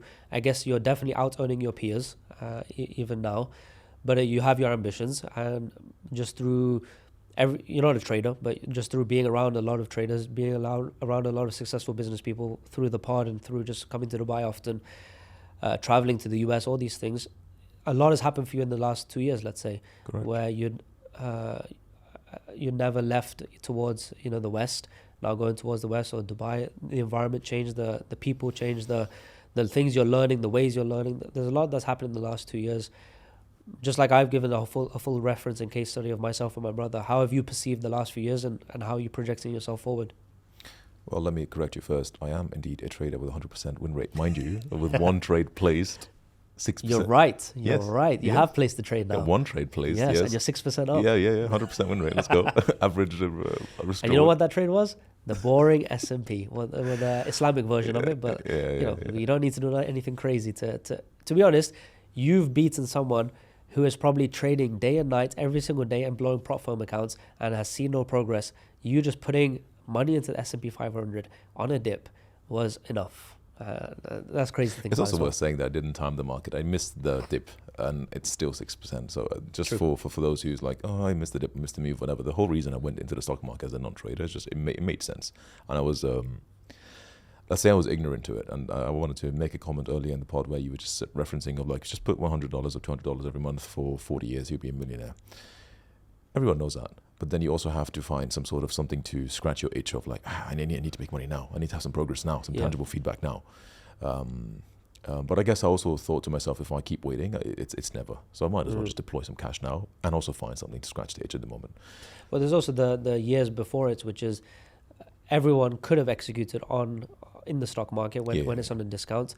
And even the people that can execute on it, they might execute an insignificant amount. Correct. You were able to take a decision with a meaningful amount as opposed to a symbolic $50, which was then the pre-work you did leading up to that decision of, okay, you built a path outside. Yeah, let's say I was trying to offset my delay with the bigger move. But it's also a case of like, if you compared your old path of just working in Egypt as a doctor, you would be earning humble amounts, and with the cost of living there versus the salaries that are there, you wouldn't be able to invest the amount you have in this amount of time. Correct. Because of the path you chose. So the pivot you took had multiple benefits, not just earning more. It was earning more, investing more, environments, people, vision. We spoke a lot about this of like, what are you optimizing for? And I wanted to also ask you that question. Do you think success is worth it? Because this whole conversation is about success and about making it into a successful man. Nobody wants to be the loser at the end of the classroom. But then how is it worth it at the beginning? And how do you make sure it's worth it if the answer is yes? And just to also give my version, and then I'm happy to also hear your thoughts. I feel like being a mediocre success is not worth it. Being an average success is not worth it in the end. Because in the end, what you're doing is you're sacrificing the thing you want for the thing that's supposed to get it. So you're sacrificing your happiness now for the vehicle that will make you happy later. Yes. And if you do a the crappy... fisherman analogy. What's that? I'm sure you know it, where it's like there's a fisherman and a wealthy Western investor visits him. And I don't know what country, but it's an Eastern country. And he's fishing, and every day he goes out to catch a fish. And then the Western investor goes to him and says, you know, if you caught a few more fish and sold them at the market, you can make a bit of profit here. And then the guy said, and then what? And then the guy goes, well, then with that profit, you could buy better equipment, and then you catch even more fishes. And the guy goes, well, then what? And then he goes, well, with the extra fish you're making, you're supposed to extra sell equipment, more. You could then get even more fishes, and then actually get a bigger boat. He goes, then what? Well, with then all of that money, with the bigger boats, whatever, you could get a team and people fish on your behalf. And he goes, well, then what? And then you could get so much money, you could get multiple ships, and then you could sell it all, and you could be worth millions of dollars. And the guy goes, and then what? And then what? I'm going to be here Fishing. every day fishing. Yeah. I'm going to enjoy my life. The point here is like people give up today's happiness to pursue success in hopes that it will bring you happiness, which is what you had in the first place. So it is an interesting cycle we have here. That is very profound, and I think also it raises a very valid point that it is very likely that you can end up in a worse off place after all these years of sacrifice. And I think being aware of that is important as you steer yourself through the ship, especially in such a fast changing pace of reality.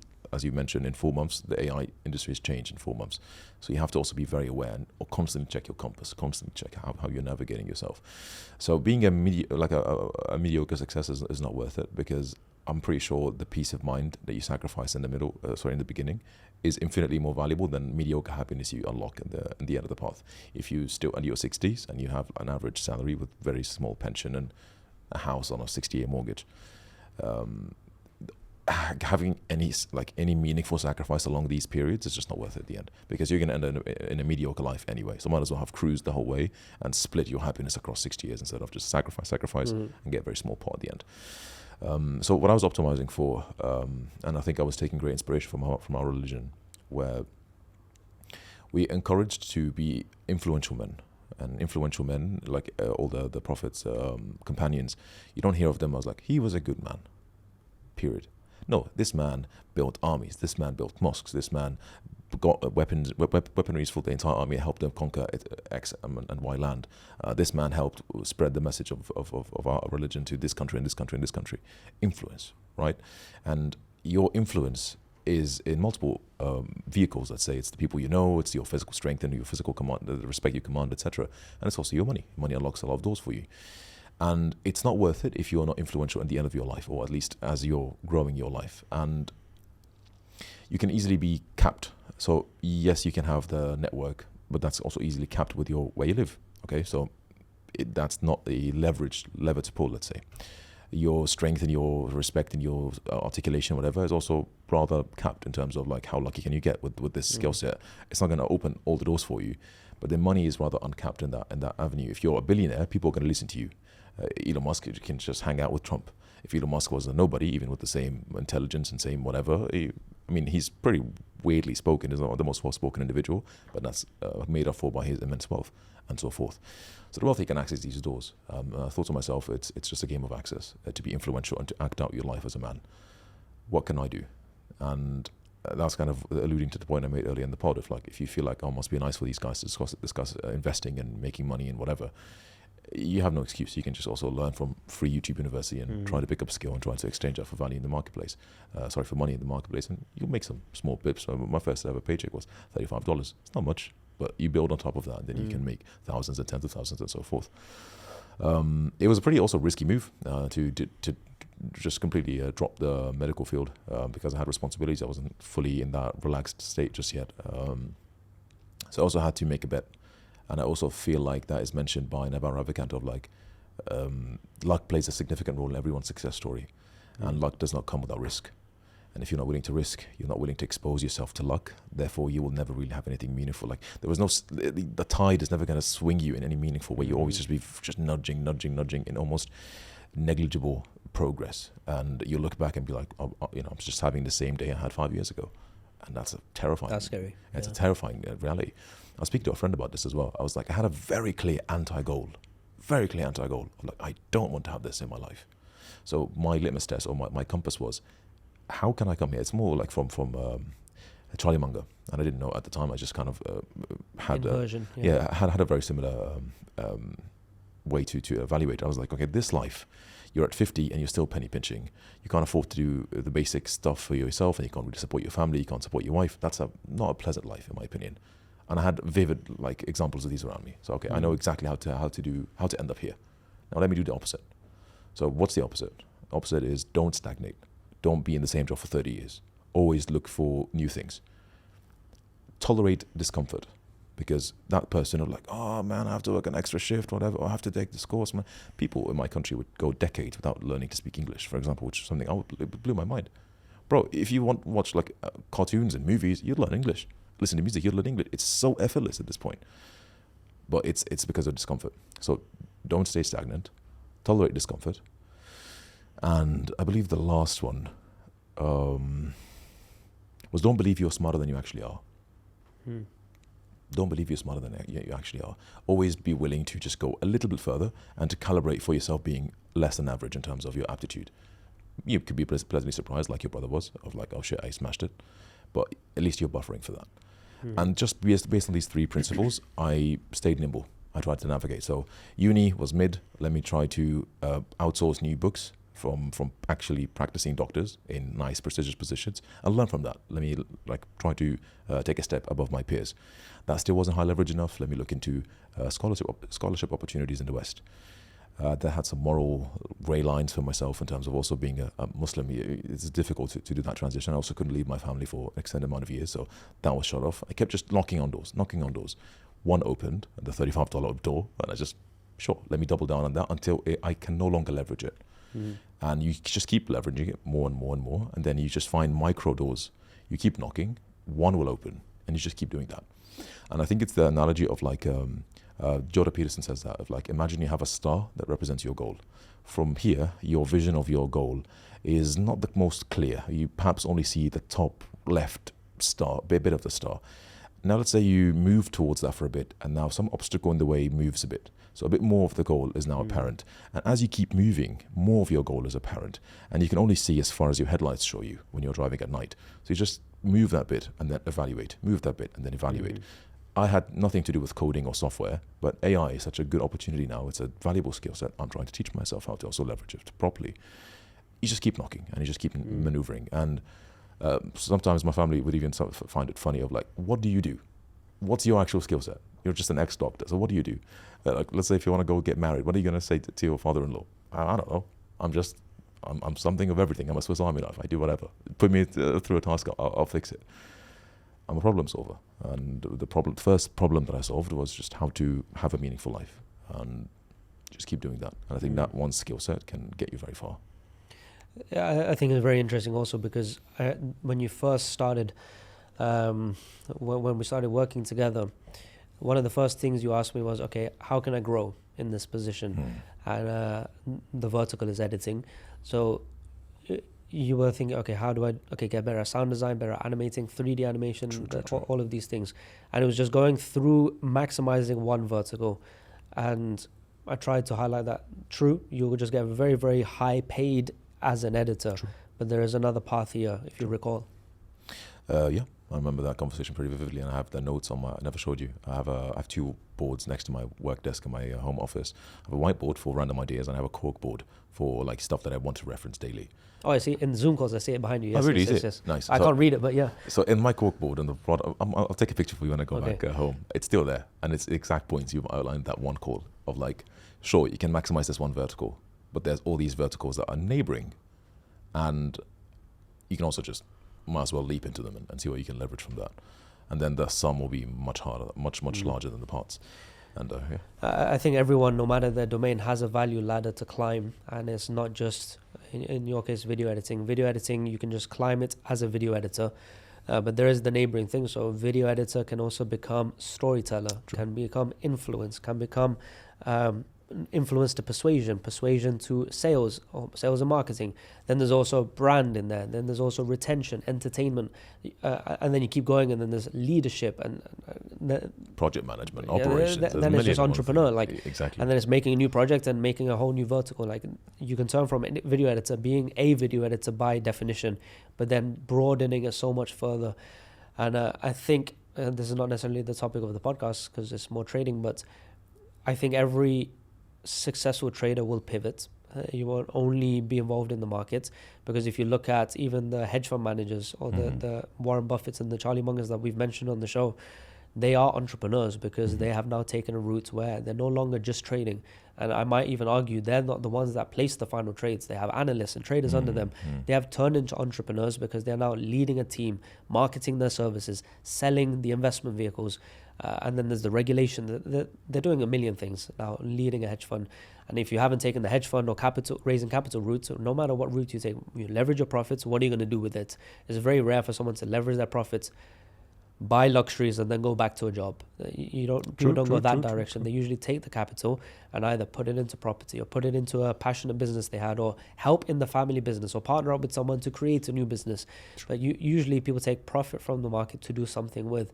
So I think it's a very natural transition that I've had, that you're having now, that many people around me, a lot of 99% of the guests we've had on the show, by the way, have done that. They've taken profits from the market and pivoted somewhere in many ways.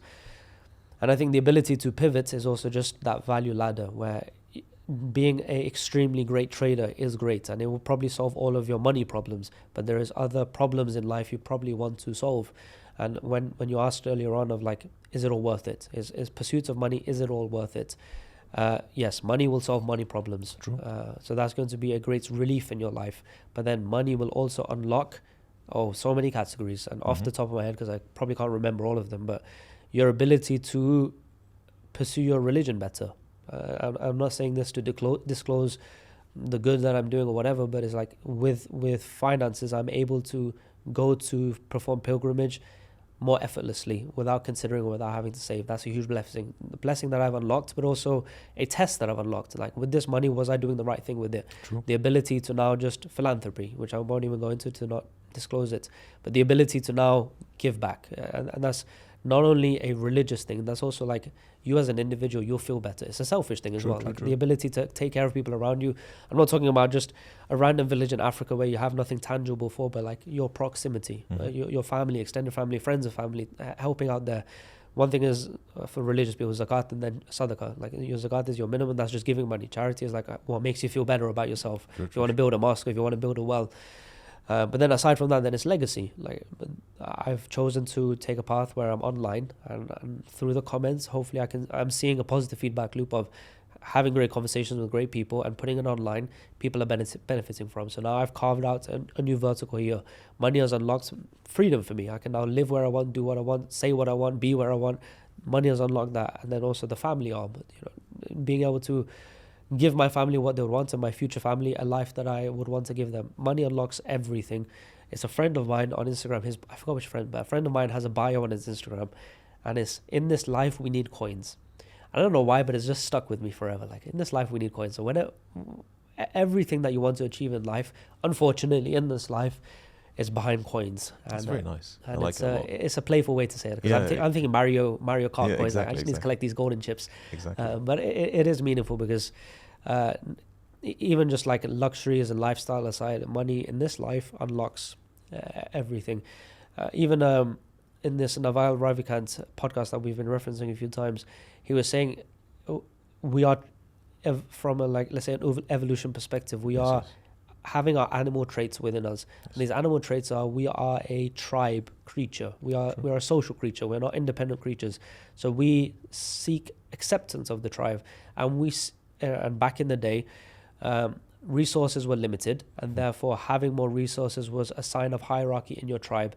And the higher your hierarchy was in the tribe, the more access you had to human traits, which was mainly procreation. the ability to reproduce, which is a huge animalistic trait that we have. The guys that had the most resources back in those days were the ones that got all the reproduction. Now, the world is no longer like that, but maybe it kind of is too. But anyway, people will use money to buy things to climb social ranks, meaning they'll buy designer clothes, or they'll buy a car, an apartment, and a yacht, whatever, all of these things to skip social games and have the status there. But then he also said status is also interlinked with fame or notoriety. You have fame for like Nobel Prize winner or author, but you also have fame for like athlete, actor, and both of them have fame. But one thing is getting fame for the sake of fame, and that has no utility. Let's say when a football player retires and he's really famous now, that might be more of an inconvenience. But someone that is known for doing something productive and then can use that to then monetize is a benefit there. So also knowing that all of these avenues that we can pursue, that money can unlock. I won't say the name, but there's a guy that we had on the show, and he's one of the wealthiest people we've had on the show, and he's a young guy, and his enterprises are doing $1 billion a year in revenue, I've heard. So when you have someone that is uber successful, and I won't give too much away, but like he's got a very lavish lifestyle, and he buys he next level. Now he's got the family box ticked, he's got the lifestyle box ticked, he's got the money box ticked, he's got team, organization, probably a bit of fulfillment in there ticked. But right now, through his peers, through his friends that are friends of mine, and through his actions that I can see, he's pursuing status. He already has status with the lifestyle stuff, but he's pursuing status through recognition, being known. Let's put it fame. And it's very interesting to observe that a guy that has it all, if I was in his position, maybe I'd be like, you know what, I've got the money, I've got the power, I've got the life, I'm just going to go live my life in private. But there's a trait within many, because when we look at a Donald Trump, when we look at an Elon Musk, why are they putting so much effort when they have the power and they have the money to be known, to be recognized, to have an impact? Is because it is a desire as a human, maybe more so as a man, I would say. It's a desire to have an impact and a legacy. So it's interesting when you are getting into the trading path, you don't really realize, but when you find money through this path, I didn't end up doubling down on only trading and trying to get as rich as possible through trading, because I knew it was a zero-sum situation, or there was no value provided. And it just comes out. You want to have impact. You want to get fulfillment through sharing. You want to be known. You want to help. And it's not a 18-year-old at university problem you want to solve. But when you tick off certain boxes, then it becomes more and more apparent, to the point where an Elon Musk and a Trump and this gentleman that I'm referencing, they have all the other boxes ticked, and now they're all in on being known, being brand, and then maybe that ties into power. Let's not get into that conspiracy side, but it is interesting. As humans, we have our animalistic traits, and they are amplified through finances. I could be mistaken, but I think the reason Naval Ravikant attributed that specific desire to status being stronger than desire to have more money is because status is a zero-sum game. For you to gain more status, someone else has to lose some status. So it's like an infinite pool of status you can pursue. Money is rather infinite. Money is finite. Yeah. Money isn't infinite because you can print more money and there's more value that's growing. Status is finite. Okay. Because there's only a limited amount of attention, limited amount of people that can be famous. So I think I could be mistaken, but I think that was the main reason he attributed that why we chase status with a bit of more viciousness, let's say, of like they really, really wanted more than just a bit of coins that we need for this life. I do find that making money for the sake of making money is a bit useless because, like we've said before, it's the KPI. You never optimize for the KPI. You always optimize for the goal. The KPI is just supposed to help you get there.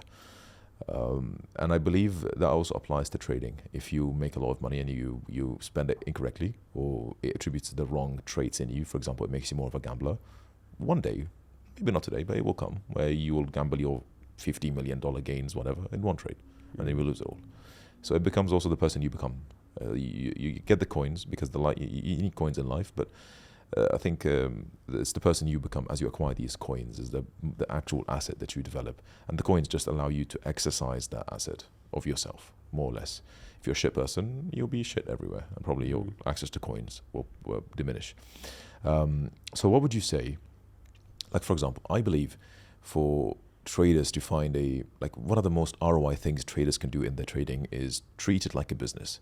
really, really treat it like a business, treat it like a career, not just like this is something I do on the side, that will have a great deal of benefits on their psychology, on their just general path and orientation towards the foreseeable, and how they treat specific day-to-day variants, for example.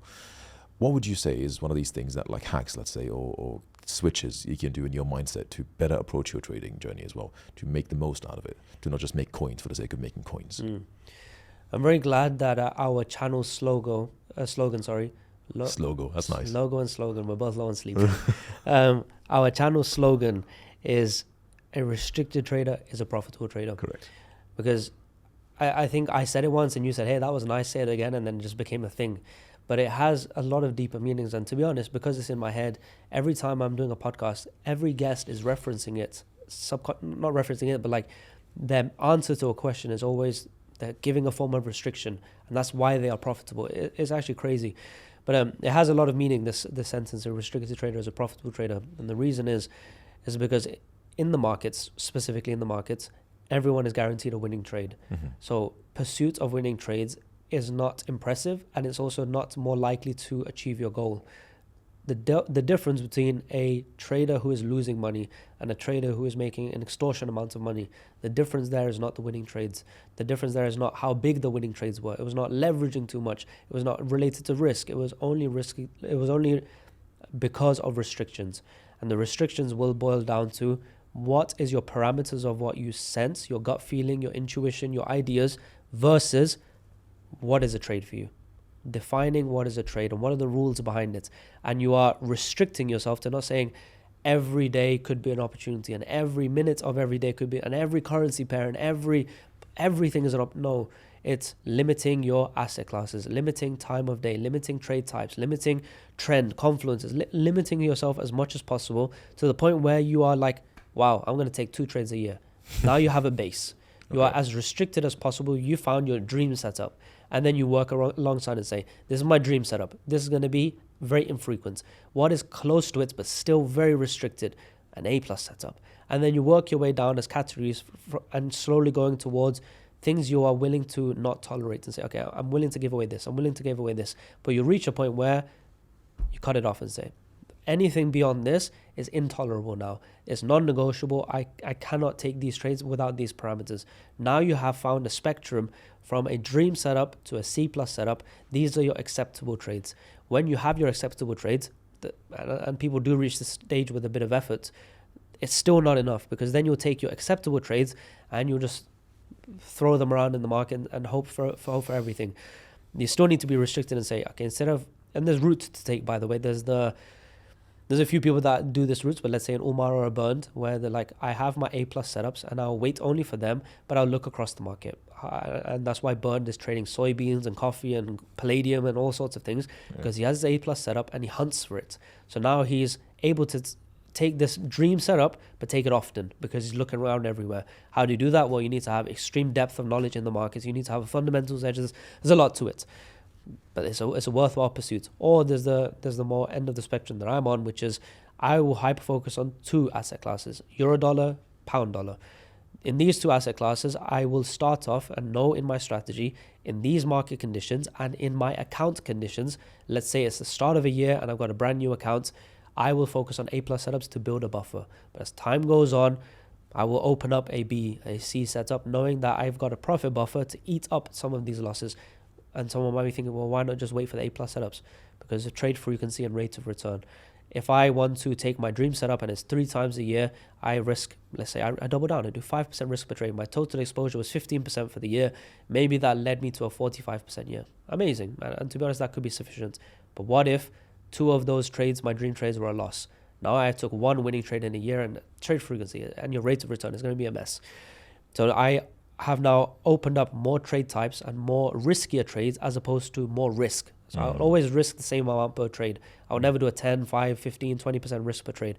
It's always going to be my standard risk and more risky opportunities when it makes sense deploying it. So then is a decision through restrictions on what are your trades, what are your categories, restricted on when to deploy them, and then also then systems on how to cycle out profits and scale capital and all these other things. But the common denominator of the full route, no matter if it's this route or that route of many successful traders, all of them have their categories of restrictions, and they try to eliminate influence of gut feeling, influence of emotion, influence of news, Trump, all these external factors. It's just their parameters, and they just sit on their hands and wait for their parameters. And I think that is the key to be a successful trader. So with the life I live, pretty much every single month I'm in multiple countries. So with all that traveling, what that means is I always delay going to the doctor. And you know what happens when you start Googling your symptoms or asking ChatGPT what's wrong with you? It ends up looking like that small bump is 5 types of cancer, and then you need to go to the emergency room right away. And I say all of this to say that you don't need to settle. And now the world has changed, but you don't need to waste your time or delay things or drive an hour and wait in queues, because when it comes to your health and finding the right professional, ZocDoc has got you covered. ZocDoc is a free app and website where you can compare high quality in-network doctors and click to instantly book your appointments, from mental health to dental health to primary care to even urgent care, where you can find the specialist that you need at a time that suits you and take the call from the comfort of your own home, and even select filters like will they accept your insurance. So stop putting off those doctor appointments and go to ZocDoc.com/Titans to find and instantly book your top rated doctor today. That's ZocDoc.com/Titans, ZocDoc.com/Titans. I love this so much, and it kind of also stuck with me because for the viewers, I can play the dummy of like the complete novice trader as practice-wise, and I pick your brain a lot when it comes to just random questions I get out of curiosity of like, what if you do la la la, and you just we'll be randomly having dinner and you're like, so if you were in a trade and it was break even, what would you do if? yeah, that does happen. And one of the things I said, I'm like, man, I think if I just buy on the London Open Minute and I have a full TP on the average session movement, which is around 15 pips, and I try to go for a 1 to 3, 1 to 2, 100% of my position at that one partial, and I always buy, and I have probably a 50% win rate, and I'll probably just have a profitable curve projection. He was like, yeah, it's more or less valid, but then you just have to make sure you don't lose it all. You don't lose in the middle on weird setups, and that kind of really stuck with me. Of like, it's not like you can find that winning setup, sure, but then it's all the non-winning setups you take in the middle. It's all the shit trades you take in the middle because I'm on a hot streak. I'm making peas now. This is gonna make me $1 million. It really stuck with me because to me that was kind of the moment I say I think I would say that I kind of understood the game, when it's not just hunting for a good trade, it's also maneuvering between a good trade and a bad trade and a good trade and a bad trade. And a friend of ours now, he's doing a funny strategy he's trying to do, I think. At least funny for me as an outsider. And he's floating a bunch of profit, and then he would let the trade go back to break even. And I think it's these small things you can kind of just have to navigate in your journey, and not just find that winning trade. Therefore, restrictions is very, very important. Now, from a novice trader perspective, I kind of understand that lens, and this is how I understood it. So I'm relaying it for the viewers that can maybe relate. It's a lens that I have on every episode, because if for someone that watches the show often, you realize, first of all, I never have a question list. But my style of interviewing, it's a bit tricky because I got to find quickly where the guest expertise lies. Yes. Sometimes it takes longer than other guests. When I find someone's expertise, maybe it's psychology, maybe it's fundamentals, maybe it's technicals, where in technicals, scalping, okay? And I want to find the expertise and go deep with it to get the best out of them. But I'm always looking for, when I found the topic, I'm not looking for what do you do. I'm trying to understand what is your definitions of correct and what are the incorrect, meaning what are your restrictions, because I think that gives everyone a glimpse of what is their expertise. And what you're just mentioning now of a friend of ours who's doing an accounts flip, he's got a specific objective in mind right now, which is he wants to take a small amount to a large amount and risk a bit more, and it's a fun account for him. It's money he's willing to lose, and it's not his main account where there's correct behavior. That as a statement, again, is fine. Everyone's free to do that, and it has benefit at times.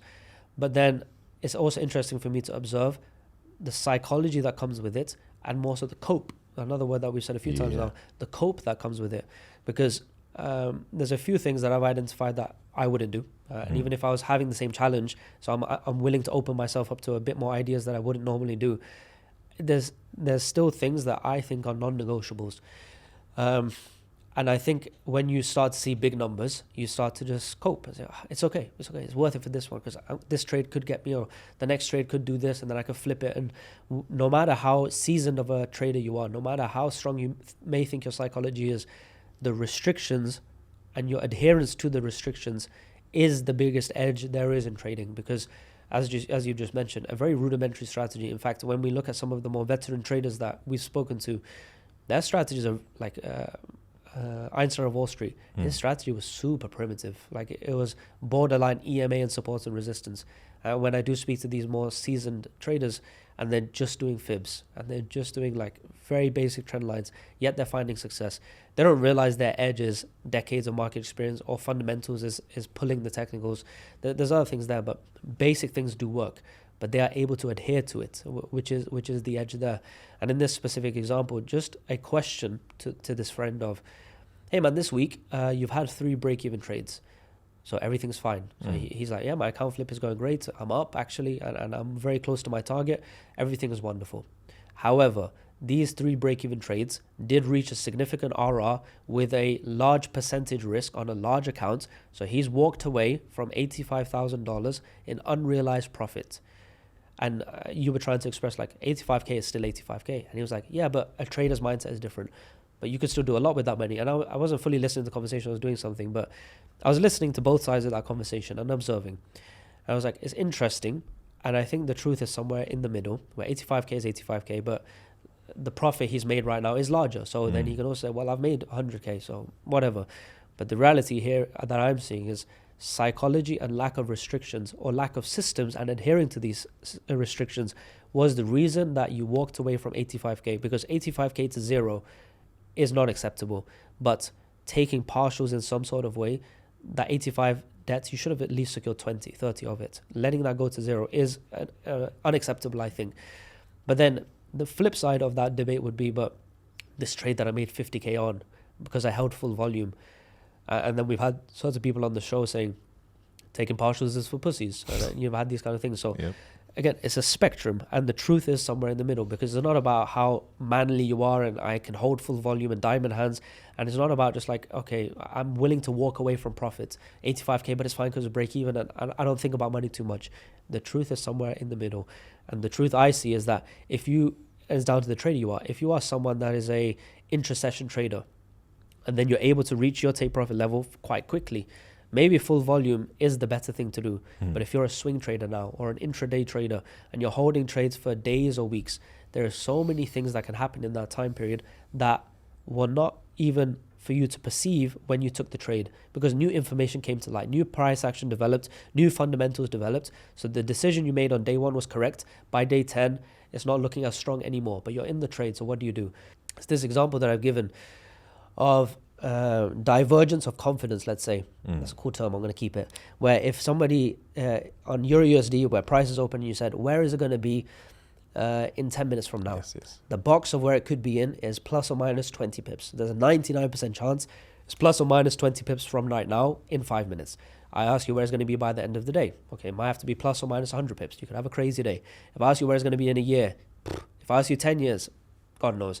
Your confidence or precision as time goes on could be even higher and higher, or even lower and lower, because there's so many things that can happen. So when you're in that scenario, taking partials is needed, because your degree of confidence goes less and less as time goes on, because new information comes about. Second of all, you got to eat the debt in your account of unrealized gains, because that is a cost in your account, and you should be having that sweet balance between maximizing a winning trade versus taking something on break even and losing trades.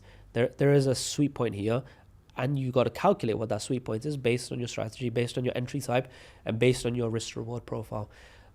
You got to be restricted. It can't just be one or the other. So it's a very interesting thing, but obviously the main channel, this channel, is all we talk about is how to be a successful trader. But I think that one sentence does encompass a lot, which is a restricted trader is a profitable trader. We've covered a lot of very interesting topics this podcast, when it comes to trading, when it comes to psychology, when it comes to money, riches, wealth, and so forth. We took inspiration from the book Psychology of Money. We took inspiration from Naval Ravikant and the like. As we look to wrap the episode, looking at this pool of inspiration, pool of topics, what is one thing you would like to end with and leave the viewers with to kind of contemplate? Cool. I'm gonna elaborate on what you mentioned earlier, which is Charlie Munger's principle. Inversion. So inversion, yeah. He's passed away now, but he left a a stack of principles, and these principles are what he attributes his success to, and they're unique mental models and unique ways of thinking things. And remember, this guy is a centi-billionaire. His fund and his life's work. A very successful, very well accomplished man, a very philosophical and thoughtful man. And he said, every problem has a solution, and if you don't know how to find the solution or how to make the situation better, think, how could I make it worse? Because as humans, we're wired that we're a little bit more protective, a little bit more risk averse, a little bit more fearful, let's say. So we are always knowing what we shouldn't do to protect ourselves. But it's very hard as humans to think, okay, how can I make this 10 times better? So if you're right now thinking, how can I be a better trader? And then you listen to this podcast as a beginner and you're thinking, that was a lot to take in. There's a lot of words I didn't understand. There's a lot of theory here. I don't know how to apply it. And you're just like, there's a lot here. I don't know how to navigate this. I don't know how to make my situation better. You can ask yourself now and write it on a piece of paper, how could I make myself a worse trader? And if someone was to ask you, how could you be a worse trader? That list is a long one and everybody knows it. It's like, okay, I wouldn't backtest. I wouldn't journal. I would over leverage. I'd take random trades. I'd be emotional. Like that list, you can just make a long list. Now you have a list of things to avoid. It's like, okay, if I want to be a worse trader, I never backtest. That means I should probably go and backtest. If I know that a worse trader, if I want to worsen my situation, I'll risk 50% on a trade and be a random trade that I had a gut feeling on. Well, I will never do that again. Inversion theory is very powerful and it's a very good mental model for anything in life, not just trading. But if you want to be a better friend, if you want to be a better child to your parents, whatever area you want to improve on, if you don't know how to improve, think, how could I be worse? And the moment you know how to be worse, do the opposite. I love that. I love that a lot. I think it encompasses a lot of the things we just discussed, and it's Brilliant. It's a good mental model. Thank you again, bro, for having yourself Ooh, on your there show. we go. Bye bye.